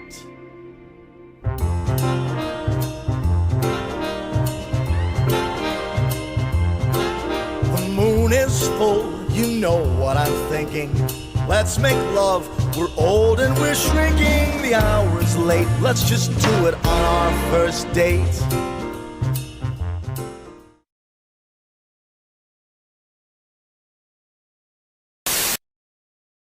Bob and Tom Show. There's Jess Hooker. Hello. She's at the Bob and Tom News Center. There's Pat Godwin. Hi. There's Josh Arnold. Hello. Pat looks like he just woke up. I'm not sure how that happened. Yeah, a little bit. There's Ace Cosby. Hello. I'm Chick McGee. And hello, Tom. Hello, Chick McGee. Pat, you're looking good. You've lost like 50 pounds. And, Not 50, but yeah, thank you. I'm feeling good. And you're, for those of you that don't believe me, Pat's Dry Bar Special's about to come out, and you'll be able to see the former Pat Godwin. I'm big in it, yeah. But I bet but the content's big, too. Yeah. How'd that sound? Oh, yeah. Sounded Big good. laughs. Okay. Big laughs. And that's coming out when? February 21st. It's a beautiful set of comedy, and the set itself is gorgeous. Okay, well, good. That's a theater man. He appreciates all of it. No, my particular set, I was worried because there's a couple goofy sets that Dry Bar does. Mine's nice. Yeah. Cool. Good. They do really, they make it look good, but I am a fat in it. I'm chunky. Wow, but it'll be a great show. Speaking of great shows, Patty G and Willie G coming up Valentine's Day night at Pat Coslet's in Evansville, Indiana. That should be a killer show. We don't know how to get tickets. You'll have to figure it out on your own. While I'm at it, the two Jeffs, or as we call it, the Jeff Comedy Jam, Misters Oskay and Bodart, both named Jeff, at the Castle Finn Winery, Marshall, Illinois, Valentine's Day evening. Is this like the two Jakes? Yeah, that's Jack right. Nichols? Yeah. The two Jeffs, and it's at the Castle Finn Winery, and they've added a second show. That's how cool that show's going to be. That's awesome. So there's some good stuff on the way. So two Jeffs, no waiting, and two shows. Yes. Wow. That's amazing. All right. I'm going to try to squeeze in. We got another guest comedian coming up, Timmy Cavanagh, and I thought we'd squeeze in a little bit of history if that's okay with everybody. Okay. Yes. I dare you. I have not prepared anything today, so let's just see what we got here. Well, let's discover it together is what the way I like to think about it. I am not a fan of this. I'm a big fan of many Hanna-Barbera cartoons. I never could sit through Tom and Jerry. What? Wow, surprising. Oh. I like it when Tom gets hit with something and he goes, ah! He has that natural kind of a scream. It sounds like a man. Yes. It sounds like a man Sort scream. of poor man's Looney Tunes. I love Not Tom a fan. and Oh, yeah, I was a fan, too. Jerry's okay. Oh, here's a good one. On 1942, Glenn Miller receives the first ever gold record. Posthumously? It was for Sweet Home Alabama. Sweet Home Alabama. It was for Chattanooga Choo Choo. Really? Pardon me, boy. Wow. He had something in common with the folks who did Sweet Home Alabama. At the Chattanooga Choo Choo. You know something? Maybe if you take it a train, maybe if you'd been on the Chattanooga Choo Choo, it wouldn't have. The plane wouldn't have crashed. It's unbelievable. The man is just. I didn't know that. What was his big hit? In the Mood, right? In the Mood? Well, his biggest hit was the Planet Earth. Oh God! Is that movie any good? I'd like to apologize. I have not seen the Glenn Miller story. Steve Allen, right? Doesn't he do that? No, that's Tommy Dorsey. Who? Yeah, I don't know who plays him in the Glenn Miller What story. are we talking about, Tom? I believe it was Sidney Poitier. It was a bold move. That's Yeah, pre-Hamilton. An amazing Would have been choice. a fellow. Yeah. The Moor of Horn. Now, here we go. 1949, Arthur Miller's Death of a Salesman opens. Oh, that's a comedy. No, I said If they did that today, Life it would of a be Salesman. Death of a Telemarketer, and I'd be in favor of it. You know what my biggest criticism of that is? That whole play? Because I actually like it. But I do not believe that a couple named their sons Biff and Happy. That never made sense to me. A little bit of a stretch there. I think I've seen about 30 versions of that. I got to see Brian Dennehy do it live, and it was just incredible. Jimmy Stewart plays. Glenn Miller, okay. And June Allison. Okay, plays you're Mrs. behind one date. Okay. Let's see. 1972, David Bowie debuts Ziggy Stardust at London's Toby Jug Pub. A rare misstep. You didn't like any of that stuff? Oh, I that's didn't like Ziggy. That's a great record. Didn't care. Yeah, I agree. Wonderful record. Give me a hit off it. Is Oh. Heroes on there? I don't care for it then. What plays guitar? You like that song, Heroes? Ziggy plays Yes. guitar. No. I love Heroes. I'm going to be on. I do too. There's the rare cover version that beats the original. Say Joe Cocker. Okay. Little Help from My Friends? Yes. Okay. Yeah. Okay. I would argue the Wallflowers Heroes is a pretty strong contender for better than the original. I'd like to hear I've not that. heard that. Heroes is a brilliant song. On this date in 1989, this is amazing. The 100th episode of Miami Vice. I had no idea they made it for that long. How many episodes can you have about guys in cool clothes chasing coke dealers? Because I think in the 80s a lot. Yeah, they ran out because they were doing all the coke. I understand. Let's see. This is funny. I remember this 1989 WWF, formerly W. Wait a minute. Now it's WWE, right? Right. Formerly. Yes. Yeah, the bird people got after it. Worldwide. Yeah, the Wildlife Foundation. In a New Jersey court, they said as part of their defense, said pro wrestling is not a sport. Really, it's an entertainment. And boy, is it. You know what I always thought about pro wrestling? The referees just don't do a good job. You know, if they only paid more attention. Yeah. They're always facing the wrong way. Your chair hits a guy in the head. Yes. How can he not see a knife in his shorts? Chick, do you remember when you and I went to a Yes. live wrestling and we kept yelling at the officiants? Yep. Come on, Rev. Ace, real Bring quick. a ladder into the ring. Who won the Royal Rumble a week or two ago? Ooh, Do you remember? I do not. Okay, that's my favorite event, but I didn't get to see it.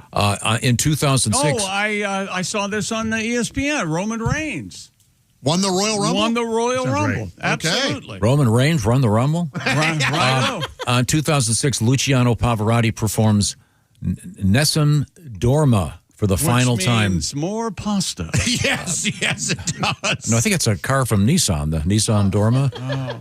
Does anyone know what that means? Baby, hit me one more time. Okay. Just a cover, an Italian cover. Wouldn't that be Nessa hilarious? Dorma.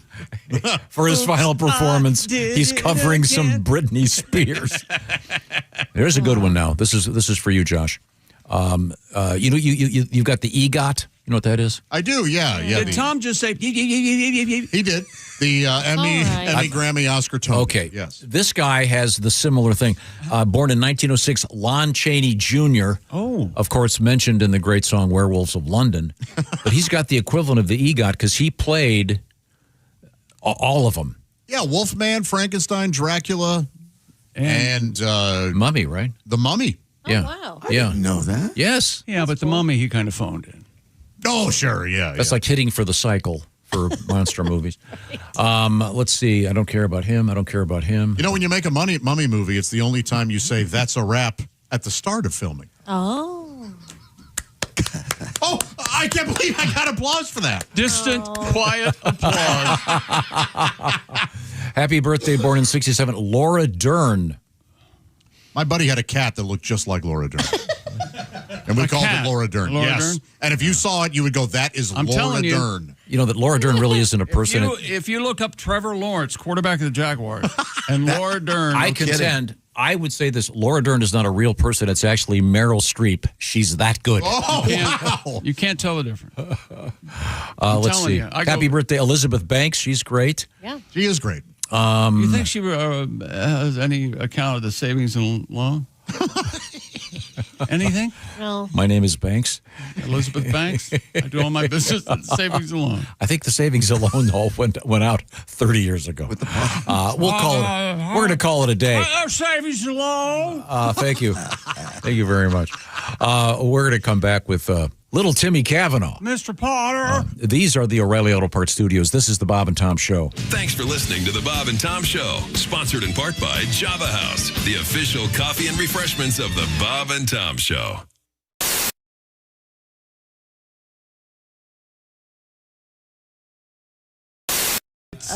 Canada is just one big bleh. I don't know. I know where Windsor is, and the home of the Windsor Ballet, which is a strip club. Mm-hmm. Why are you doing this to me? Yeah. Shut up. I'm telling you. And Paul Schaefer's from Thunder Bay. That's trying to give know. your story something of a spine, so that we can understand what's happening. Well, I'll see you tomorrow. Thanks, Tom. No, you're saying. Thanks, everybody. I don't know what happened to Chad. Well, you were acting like a puppet master and putting words in his mouth every. Oh, would that upset him? Yeah, I think it probably. Well, see, because this gets to my fundamental beef about naming teams. Why are they called the Los Angeles Lakers? Because they were the Minneapolis Lakers and they didn't change the name. Grow up, read a book. No, so were you assuming that the Edmonton Oilers used to be in Houston?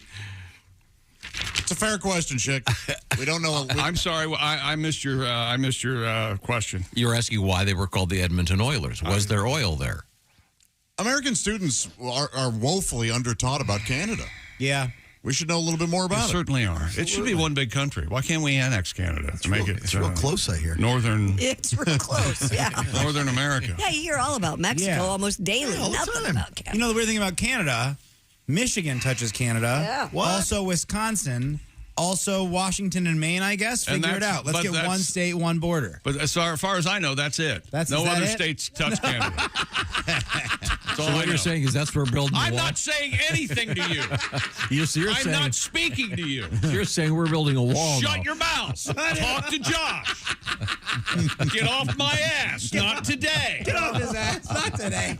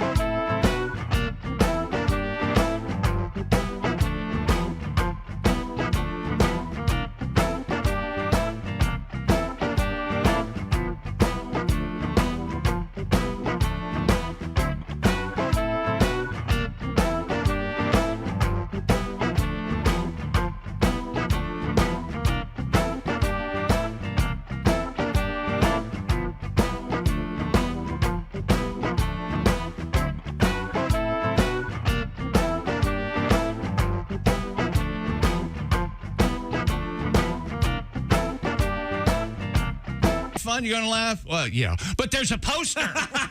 He slaves over them. There's a poster. We'll be signing it. Pat, there's a poster. I know, for it's our perfect, fans too.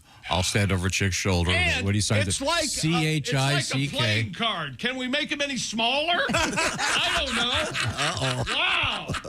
I got this poster. We'll move an actual poster. Oh, there it is behind it. Okay. The larger ones are being printed today. Sure they are. Sure they are. Chick, well On done. unborn panda pelts? Is that what you're making them out of, right?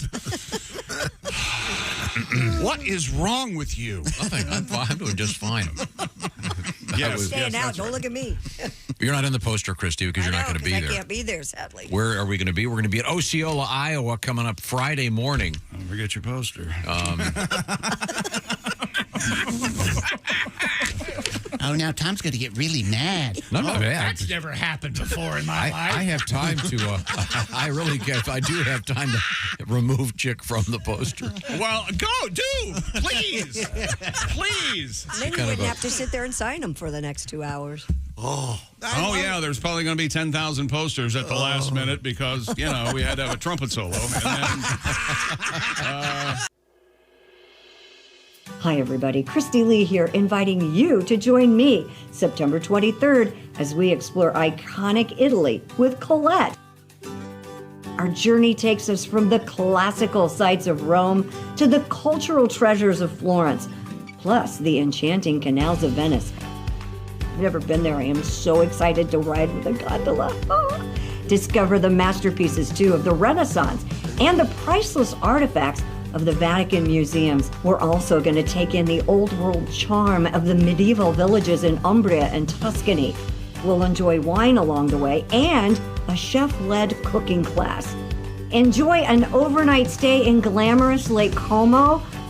Maybe we'll see George Clooney. You never know.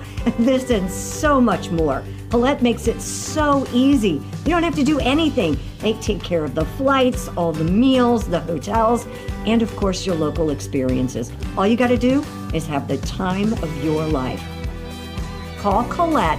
The number is 1-800-581-8942. Or simply visit bobandtom.com for more information. Let me show you the world. Come away with me. See you in Italy. Ciao.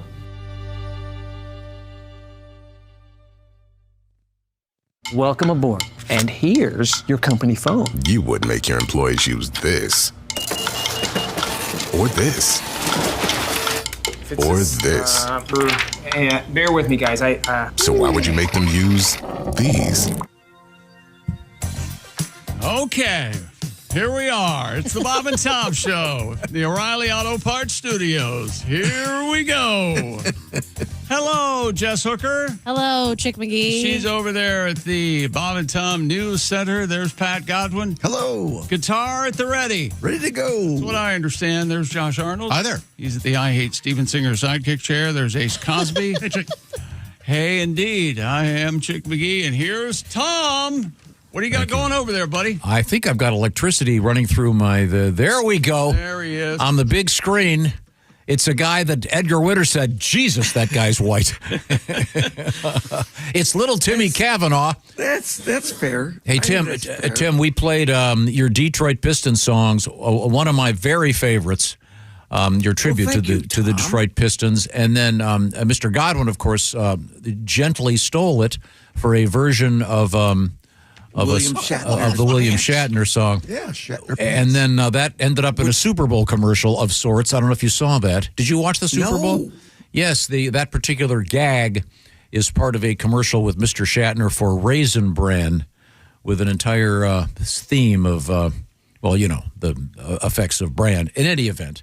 Well, congratulations to Pat for stealing something that turned out to be a really, really good thing for your career. Yeah, and he gave it. He gave you full credit. I'm just joking, Pat. I love you, and I feel very honored that you did an homage to my Pistons song parody of with a your satire. very, very funny Shatner Pants song. I love it. I've always loved it. Somehow, without the context, it just sounds much, much worse. Yeah, much fun. Little Timmy Cavanagh is going to be on the road with Emo Phillips. Details coming up. But right now, I believe we are all in the mood to keep celebrating. We just did some celebrity birthdays, but I know that you are an expert in this field. Ergo, the music is here. Well, very good, and I hope I don't repeat any, but here they are. Hey, everybody, it's time once again for Tim Cavanagh's Cavalcade of Celebrity Birthdays. I'm comedian Tim Cavanagh. The great Saturday Night Live star Chris Farley would have celebrated his 62nd birthday this month. Tragically, he died young at the age of 33. Comedy was in Chris's blood. He had amazing comedy genes. In fact, his grandfather was the legendary punchline Chuck U. Farley. I haven't heard that in 50 years. And congratulations on that. The verbal gymnastics. Thanks for bringing that one back. That brings back my childhood. That's Mad Magazine. Oh, that's fantastic. That's a long way to go. Here's one. Actress Dakota Fanning celebrates her 32nd birthday this month. She was given the name Dakota because that was the name of the truck she was conceived in.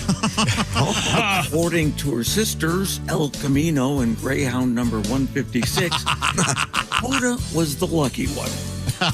Although once her sister dropped Camino from her name, Elle Fanning did pretty well for herself.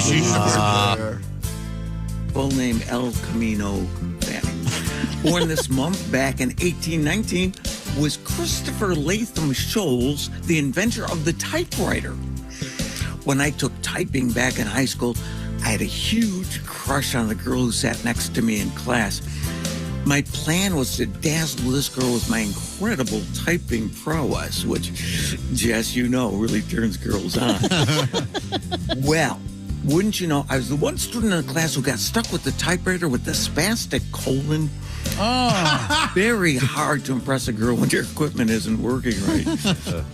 I started feeling sorry for myself, but then I found out that the girl behind me was missing her period. She ended up spending the summer with her aunt in another state. Sure. Those were different times. Those were different times. Very different. Back when Chuck U. Farley was very popular. Chuck U. Farley. Princess Alexandra of Luxembourg turns 36 this month. For her birthday, her father gave her a cardboard crown because that's what everybody gets on their birthday from the Luxembourger King.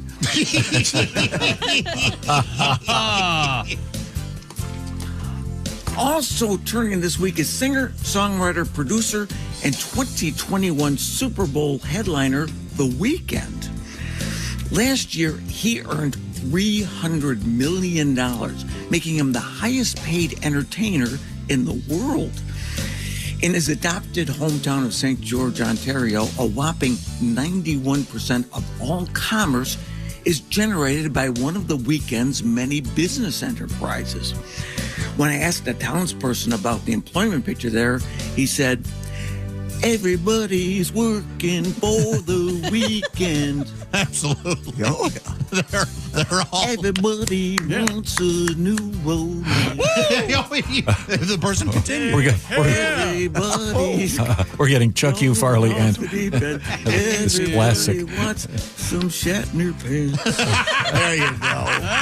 It's all tying that together. Rhymes. Thank you, Pat. All right, I'm just trying to turn the page here.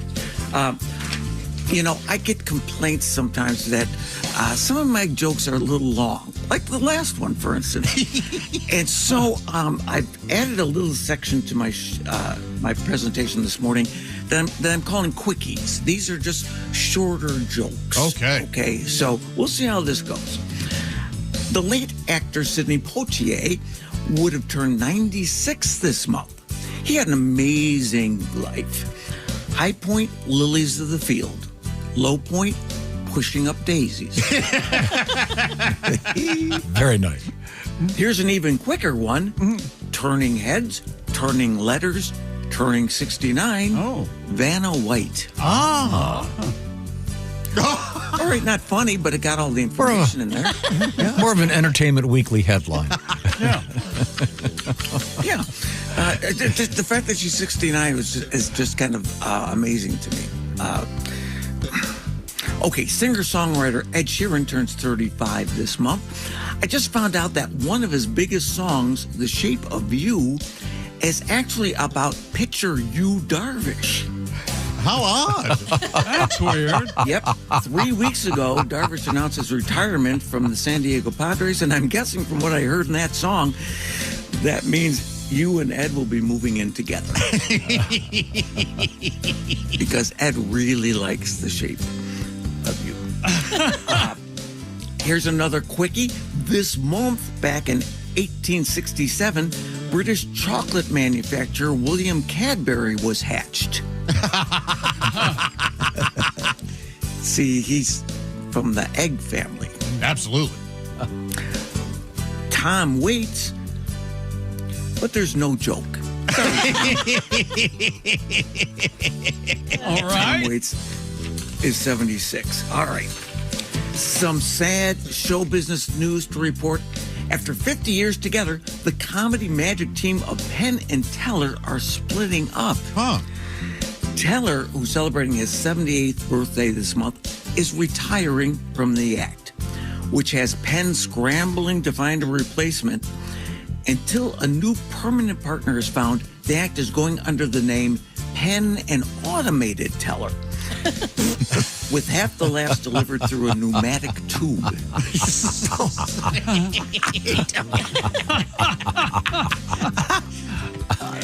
That's getting there. It's building.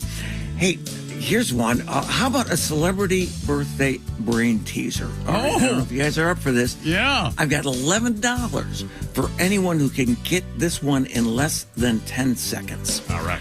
Okay, here goes.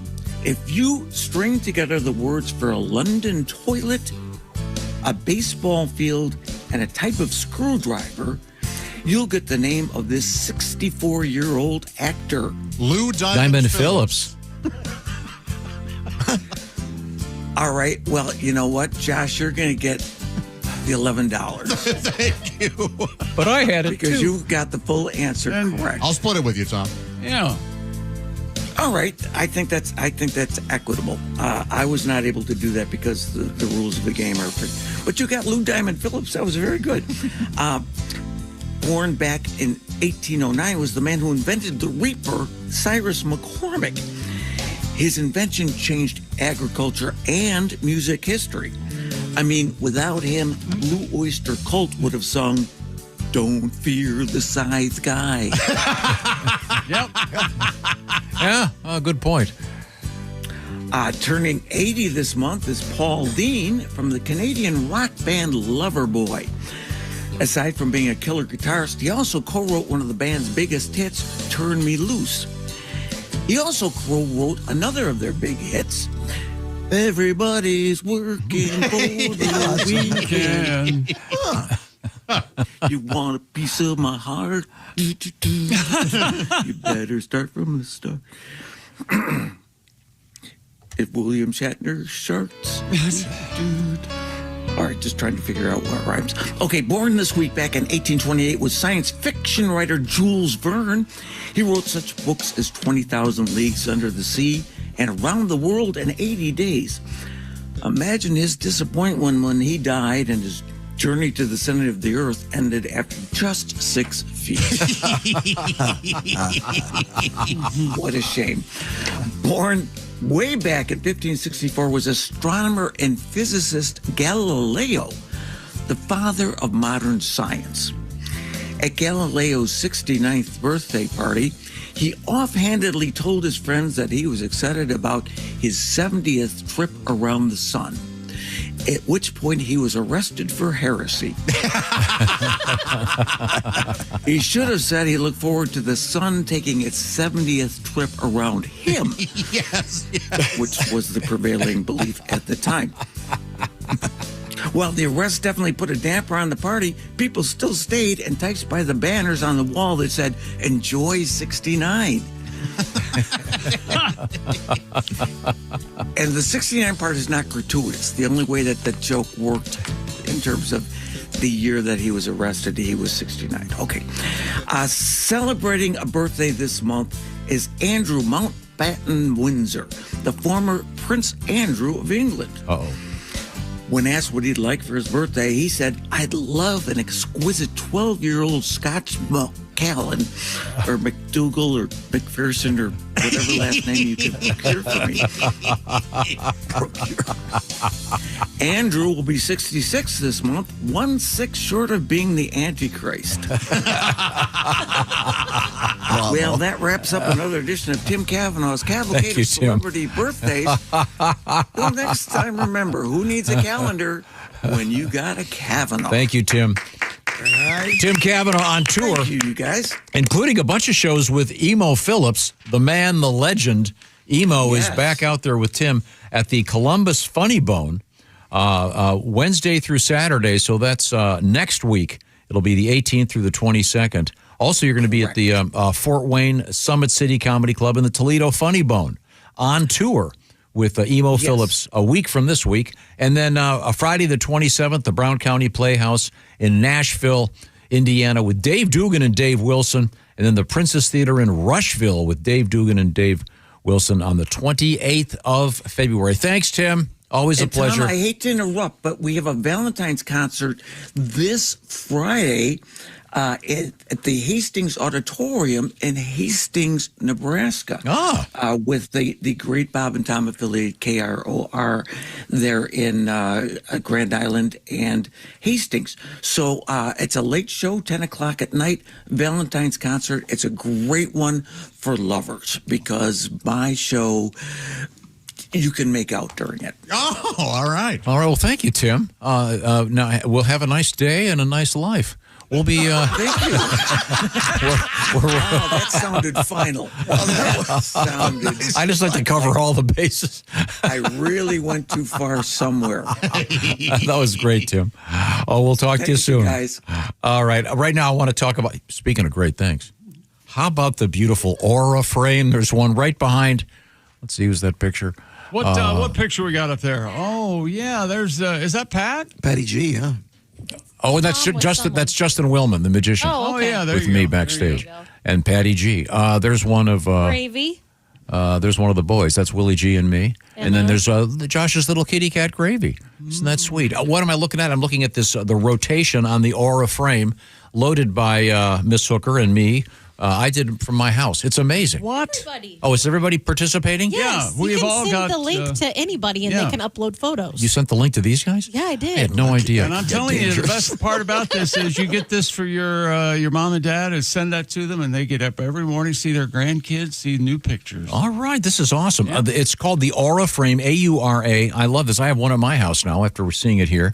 And as you mentioned, you can give the code to anybody, and they can start loading cool pictures. Free unlimited storage. You can put videos on there, and, of course, lots of photographs. And we've got a special thing going on here at the Bob and Tom Show. Bob and Tom Show listeners get $35 off the best-selling Carver matte frame. It's a matte-finished black frame. The code word is TOM, and it's A-U-R-A, auraframes.com. The promo code is TOM. Knock $35 off the price by using that promo code. This is a terrific gift, and the very picky folks at Wirecutter have named it #1. So that they're very picky. So I'm telling you, this is a great, great thing. I love mine. You'll love yours. It makes a great gift. Support us by mentioning the Bob and Tom Show when you check out. That's Aura Frames. The code word is Tom. The Carver matte frame. $35 off this great gift for Valentine's Day or anytime. A-U-R-A, auraframes.com. Miss Hooker, your problem as well? She just wrote, "Have a nice life" on a piece of paper, and he's showing it to all of us. Of all the comedians you could have. Hey, Pat. Have a nice life. Have a nice life. Arrivederci. And I know that you just said it. It wasn't premeditated. It just fell out of your mouth. See how good you are when you don't think? I try to tell you that. We are going to return. Wait. Hey, Tom. Mm-hmm. Have a nice life. Oh, thanks. Well, your life's not going to be over anytime soon, so you might as well hang out with us here in the O'Reilly Auto Parts Studios. This will remain, for now, the Bob and Tom Show.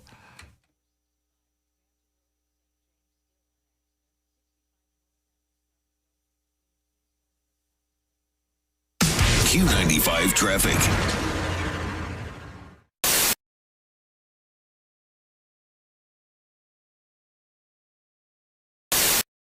Hi, everybody. We're at the Indiana State Fair at the Dairy Bar, my favorite stop, my first stop here today, because we had to get some delicious shakes. While I was waiting for Josh to get here, I noticed that I probably am skewing the median age. On an off day at the fair in the middle of the week, it's either 80 or 5. Yeah. Either way, there are a lot of strollers. And we're eating some milkshake. Christy got the chocolate. I got the vanilla. Should we do that thing where we do the flavor kiss, and get a mix? Oh, what do you mean? I thought you were going to do like we were married and do this. Oh yeah.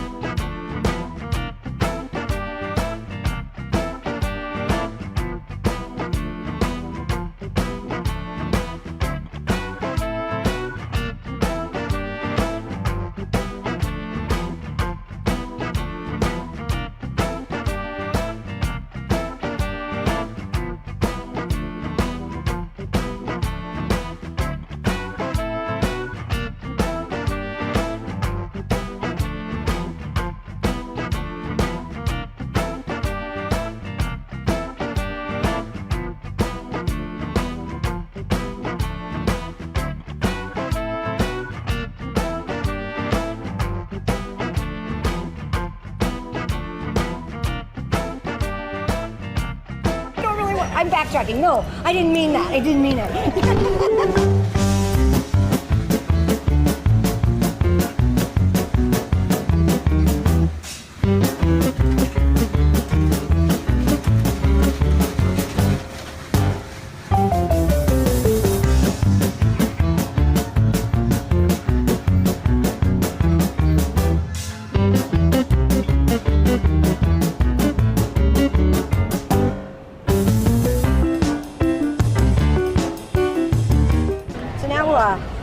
Since you've never been here before, Josh, we're on the shuttle.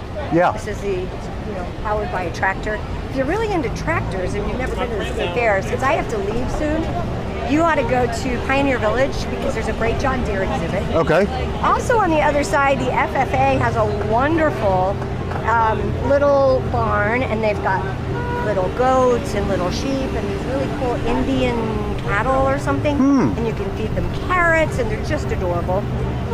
There's also the Department of Natural Resources. You can see some pretty interesting things. Oh, I'm going to see all of it. And don't forget, you've got all these wonderful food vendors that we haven't even hit on. I mean, what do we get? Pork chop? I'm not too worried about that. I think I'm going to stick with most of we pretty much ate a lot. Yeah, I'm going to stick with the things I can see.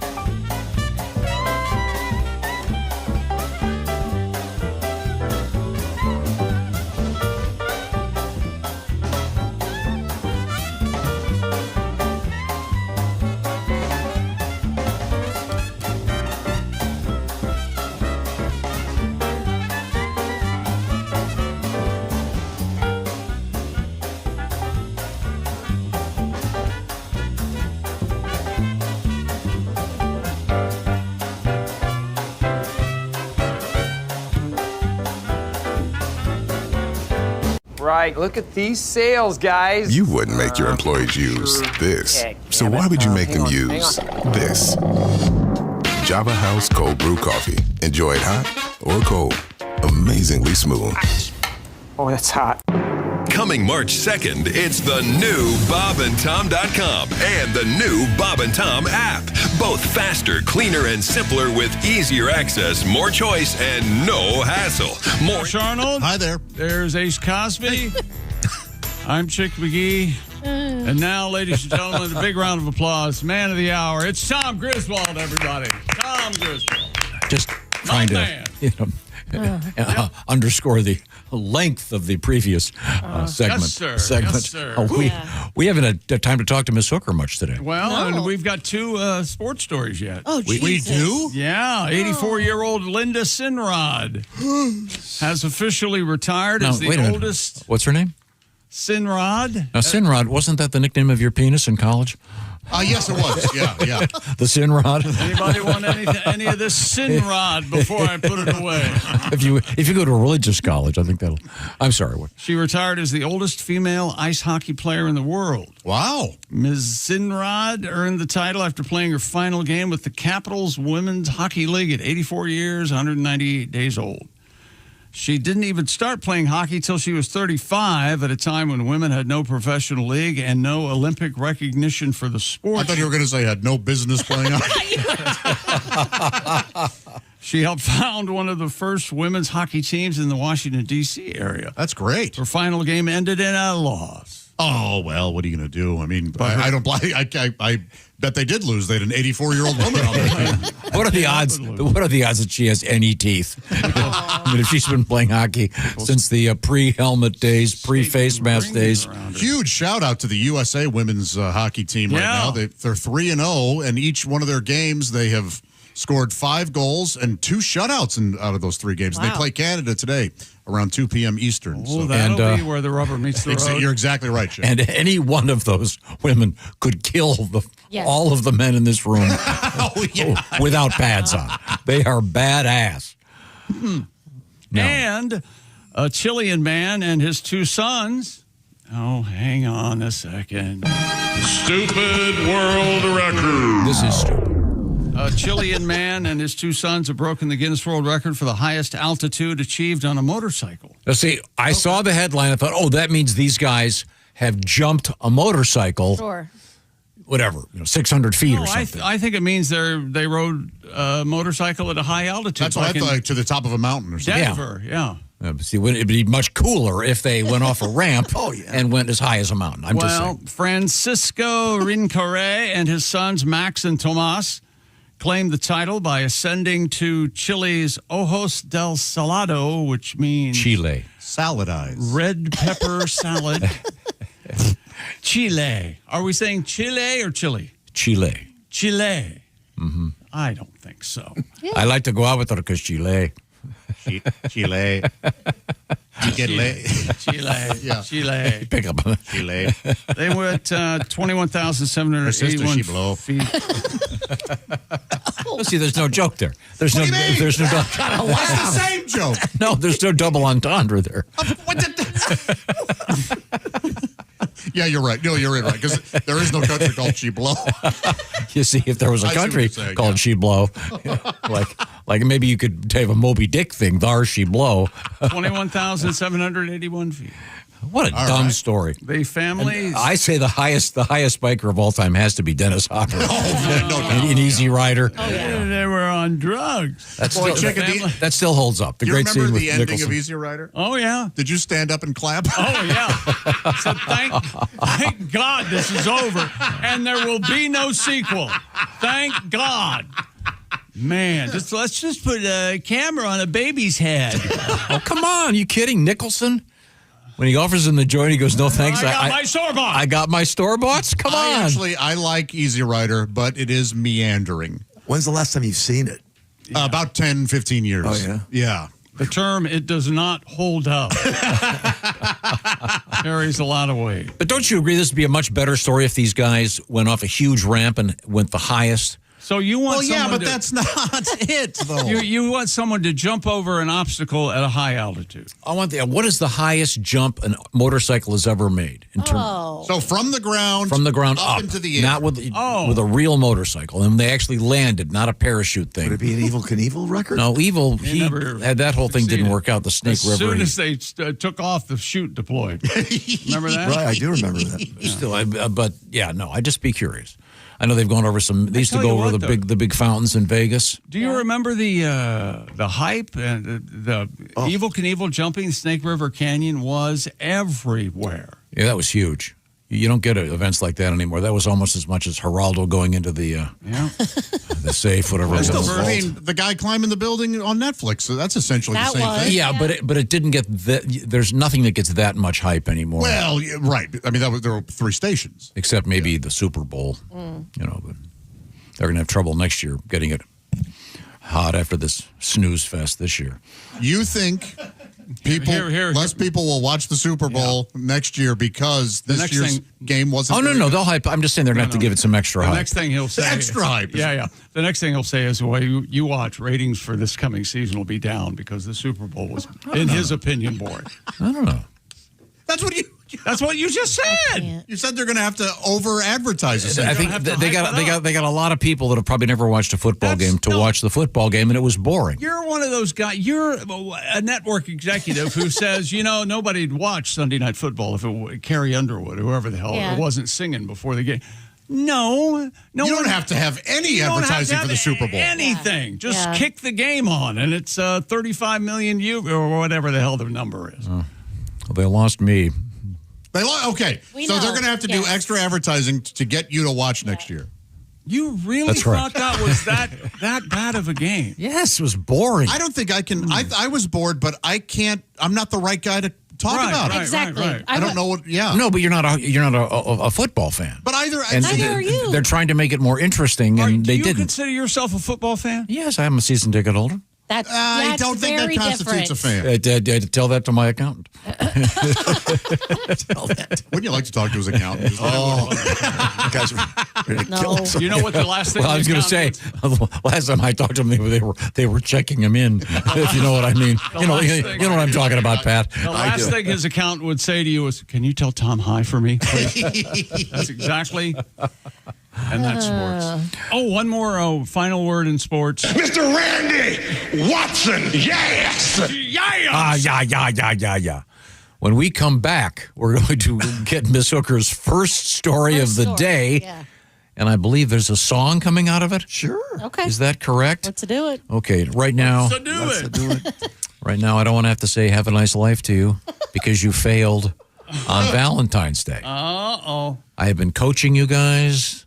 I've been coaching you ladies, too. If this Valentine's Day doesn't go well, they're going to have to do some extra advertising for next year. Valentine's Day. People are going to... People are just going to forget about Valentine's Day next year. Put it this way. If your Valentine's Day has as many first downs as the New England Patriots in their first 8 possessions, you're going to be sleeping alone. I'm telling you.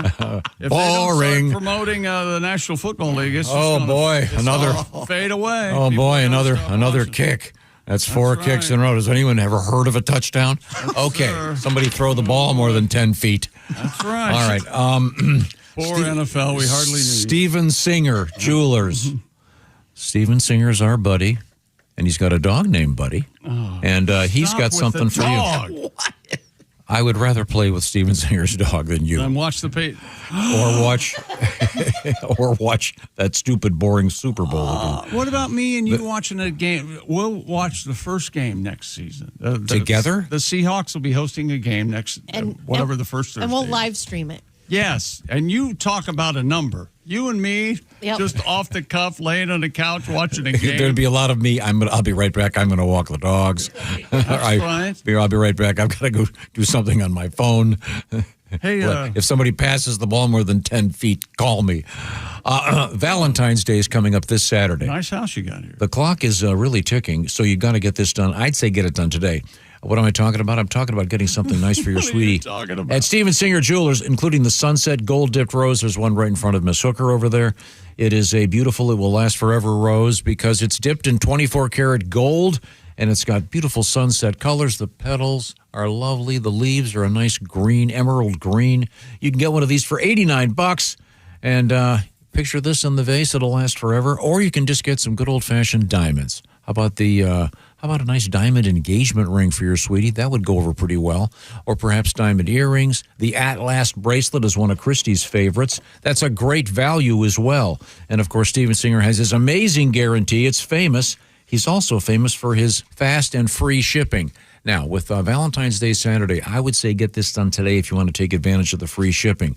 Steven Singer makes Valentine's Day shopping super easy because you just visit IHateStevenSinger.com, peruse the inventory, and voila, make your choice. Free shipping to arrive in time for Valentine's Day officially ends at 2 p.m. Eastern Time tomorrow. I say be proactive, get it done today. Review the catalog once again at IHateStevenSinger.com, and it, of course, includes the Sunset Rose, an exclusive from Steven Singer Jewelers. When we come back, we have a nice positive story about coffee in the news, and we are in the O'Reilly Auto Parts studios. This is the Bob and Tom Show. Got a comment to share? Text us at 888-262-8661. This is the Bob and Tom Show.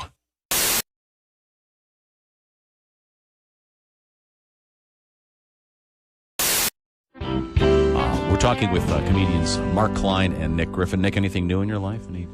Well, no. I mean, I'm just out there, trying to make it work. I think you got to try to enjoy yourself. Obviously, I'm a positive guy, very optimistic. I've noticed that. That's what I like about you. Yes. I feel Is this your New Year's resolution? Yeah, I feel like, 2010's your year. No, I need to be more realistic, and I feel like, you got to enjoy yourself in the moment because, in an hour, a day, a week, it's all going to suck again. Because that's life, right? Good, sucky, sucky, sucky, sucky. You say that in Japan, and you're going to have a great time. It's true. It's just hard adjusting to the sucky part of life because when you first get to Earth, everything's sweet. When you're a baby, everyone's kissing your ass, hugging you, feeding you, and then boom, acne, erections, calculus. Surprise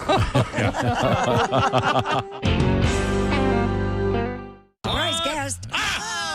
If you look at your big screen there, you're going to see Ed Septic. Hey, Ed, how are you? That's right. I'm doing great. Oh, yeah, it's Ed Septic, the plumber that don't give a flush. I'm here. I'm happy. It's fall, which means one thing. Apple time. Oh! Miss Christy Lee, Jess, maybe you guys could help me with this. Let me ask you, why do babes love going apple picking so much?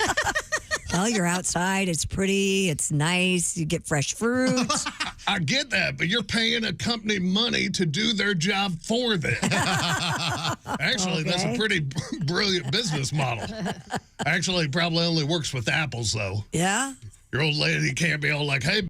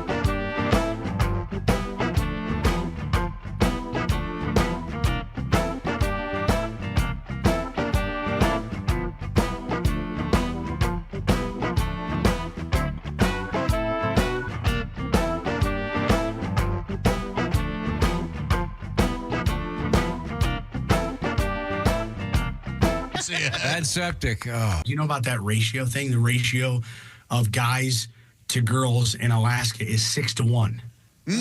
Wow. Relationship, which is really awkward, especially if you don't know, you don't know the other 5 guys. All right. Hi, everybody. Christy Lee here, inviting you to join me September 23rd as we explore iconic Italy with Colette. Our journey takes us from the classical sights of Rome to the cultural treasures of Florence, plus the enchanting canals of Venice. I've never been there. I am so excited to ride with a gondola.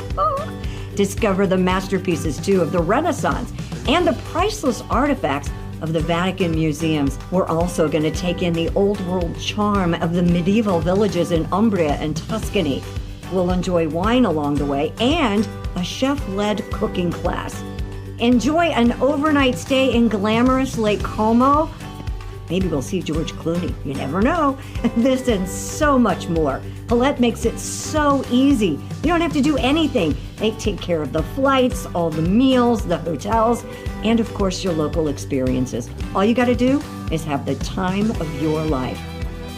Call Colette.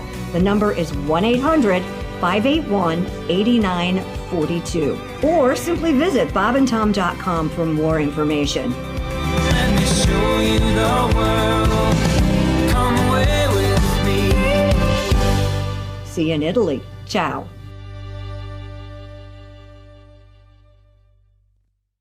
Hello, my name is Alexa. Are you looking for Bob and Tom Radio? Well, it's on me. Just say, Alexa, play Bob and Tom Radio on TuneIn.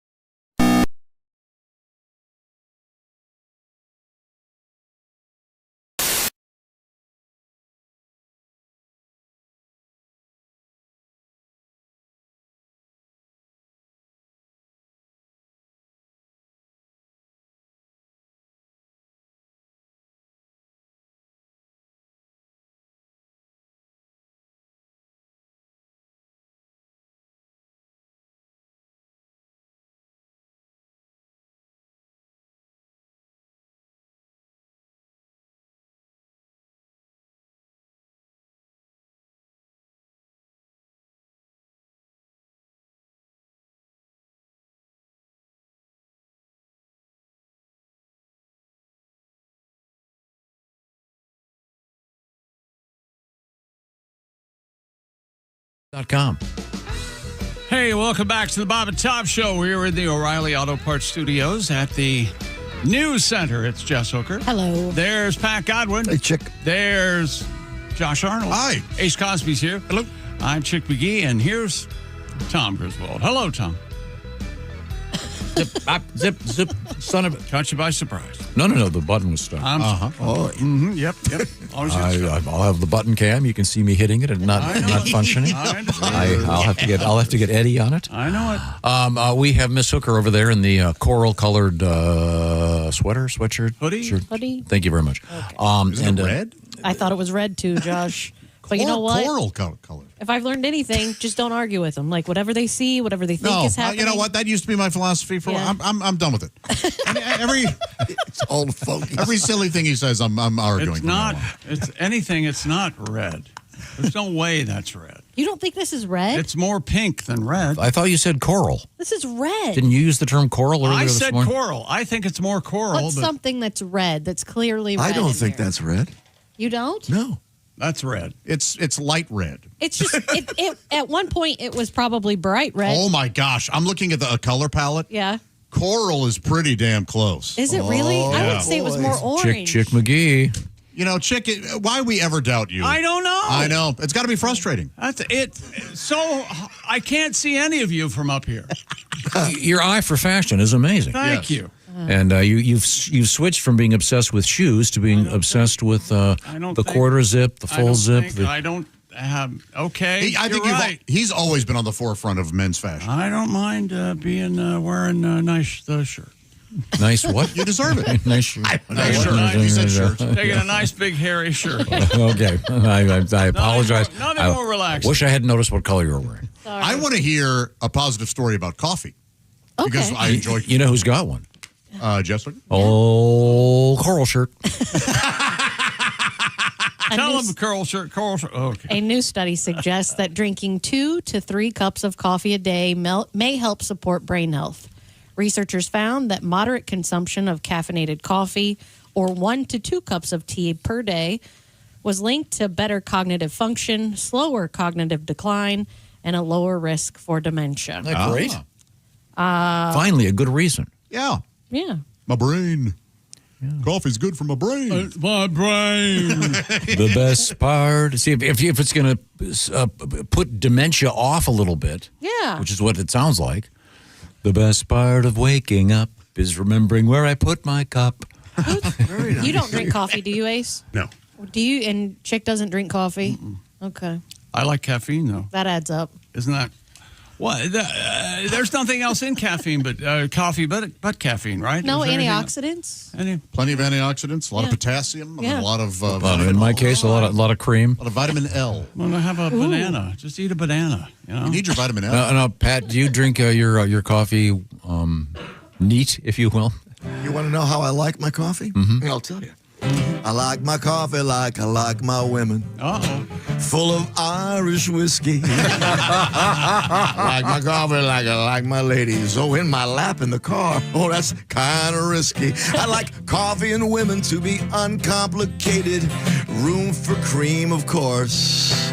Don't give me soy, almond, or oat milk, baby. That's grounds for a divorce. I don't like coffee like certain women. Lukewarm and bitter. That Cuban hot stuff was too much for my heart. I loved her a latte. Oh, but I had to quit her. I like my coffee and women to agree with me, not give me an ulcer with their acidity. I'm running out of metaphors and similes. I'll just say I like my coffee. I like my coffee like I like my women. Like I like my women. With big tips. Yes, big tips for all my beautiful baristas. Have a nice life. Thank you very much. Woo! Well, big tips on baristas actually leads to another story. Oh.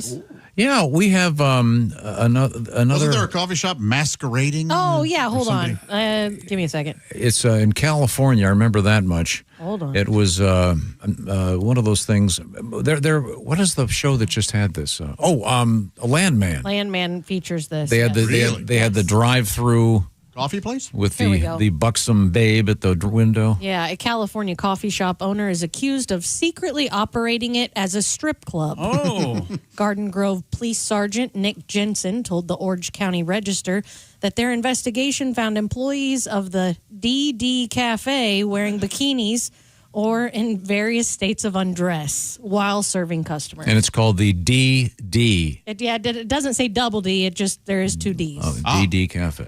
Yeah. He said the so-called Bikini Cafe violated city's municipal codes related to... Reminds me of Christy. Public nudity, business operations, and alcohol regulations. I see.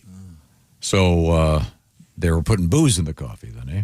Apparently, serving booze and doing so scantily clad. Which is worse, though? Well, if you have the right licenses, I don't think anything's bad here. But officers arrested 17 people, including the business's owner, during a recent bust. So they must have had the paddy wagon, the whole thing. The ladies have grande barista bazooms. I like a lady with a set of ventis. They have a male version of this, by the way. Don't ask for a cup of Joe. It might be a little salty.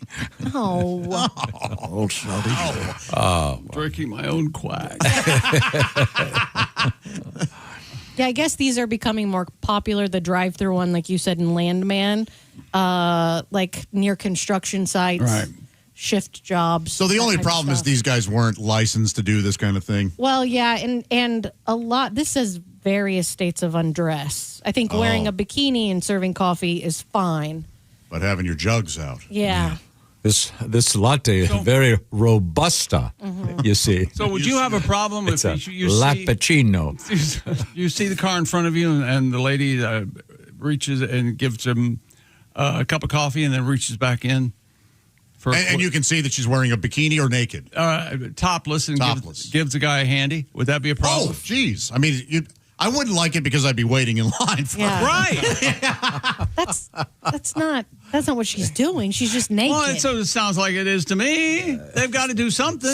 A strip club, you automatically get a handy. That's assumed? No, just the good easily ones. $80. the good strip clubs. I thought we were emphasizing how coffee was good for you so you don't get dementia. Yeah. If you go to this place, I remember what those are for. Let me latch onto that, baby. Okay. Latch on. Thank you very much. Well, we're going to, don't throw that at me. We're going to eventually return to these wonderful O'Reilly Auto Parts studios. And remember, everybody, have a nice life. This is the Bob and Tom Show. Thanks for listening to the Bob and Tom Show this morning. The show is also out there for you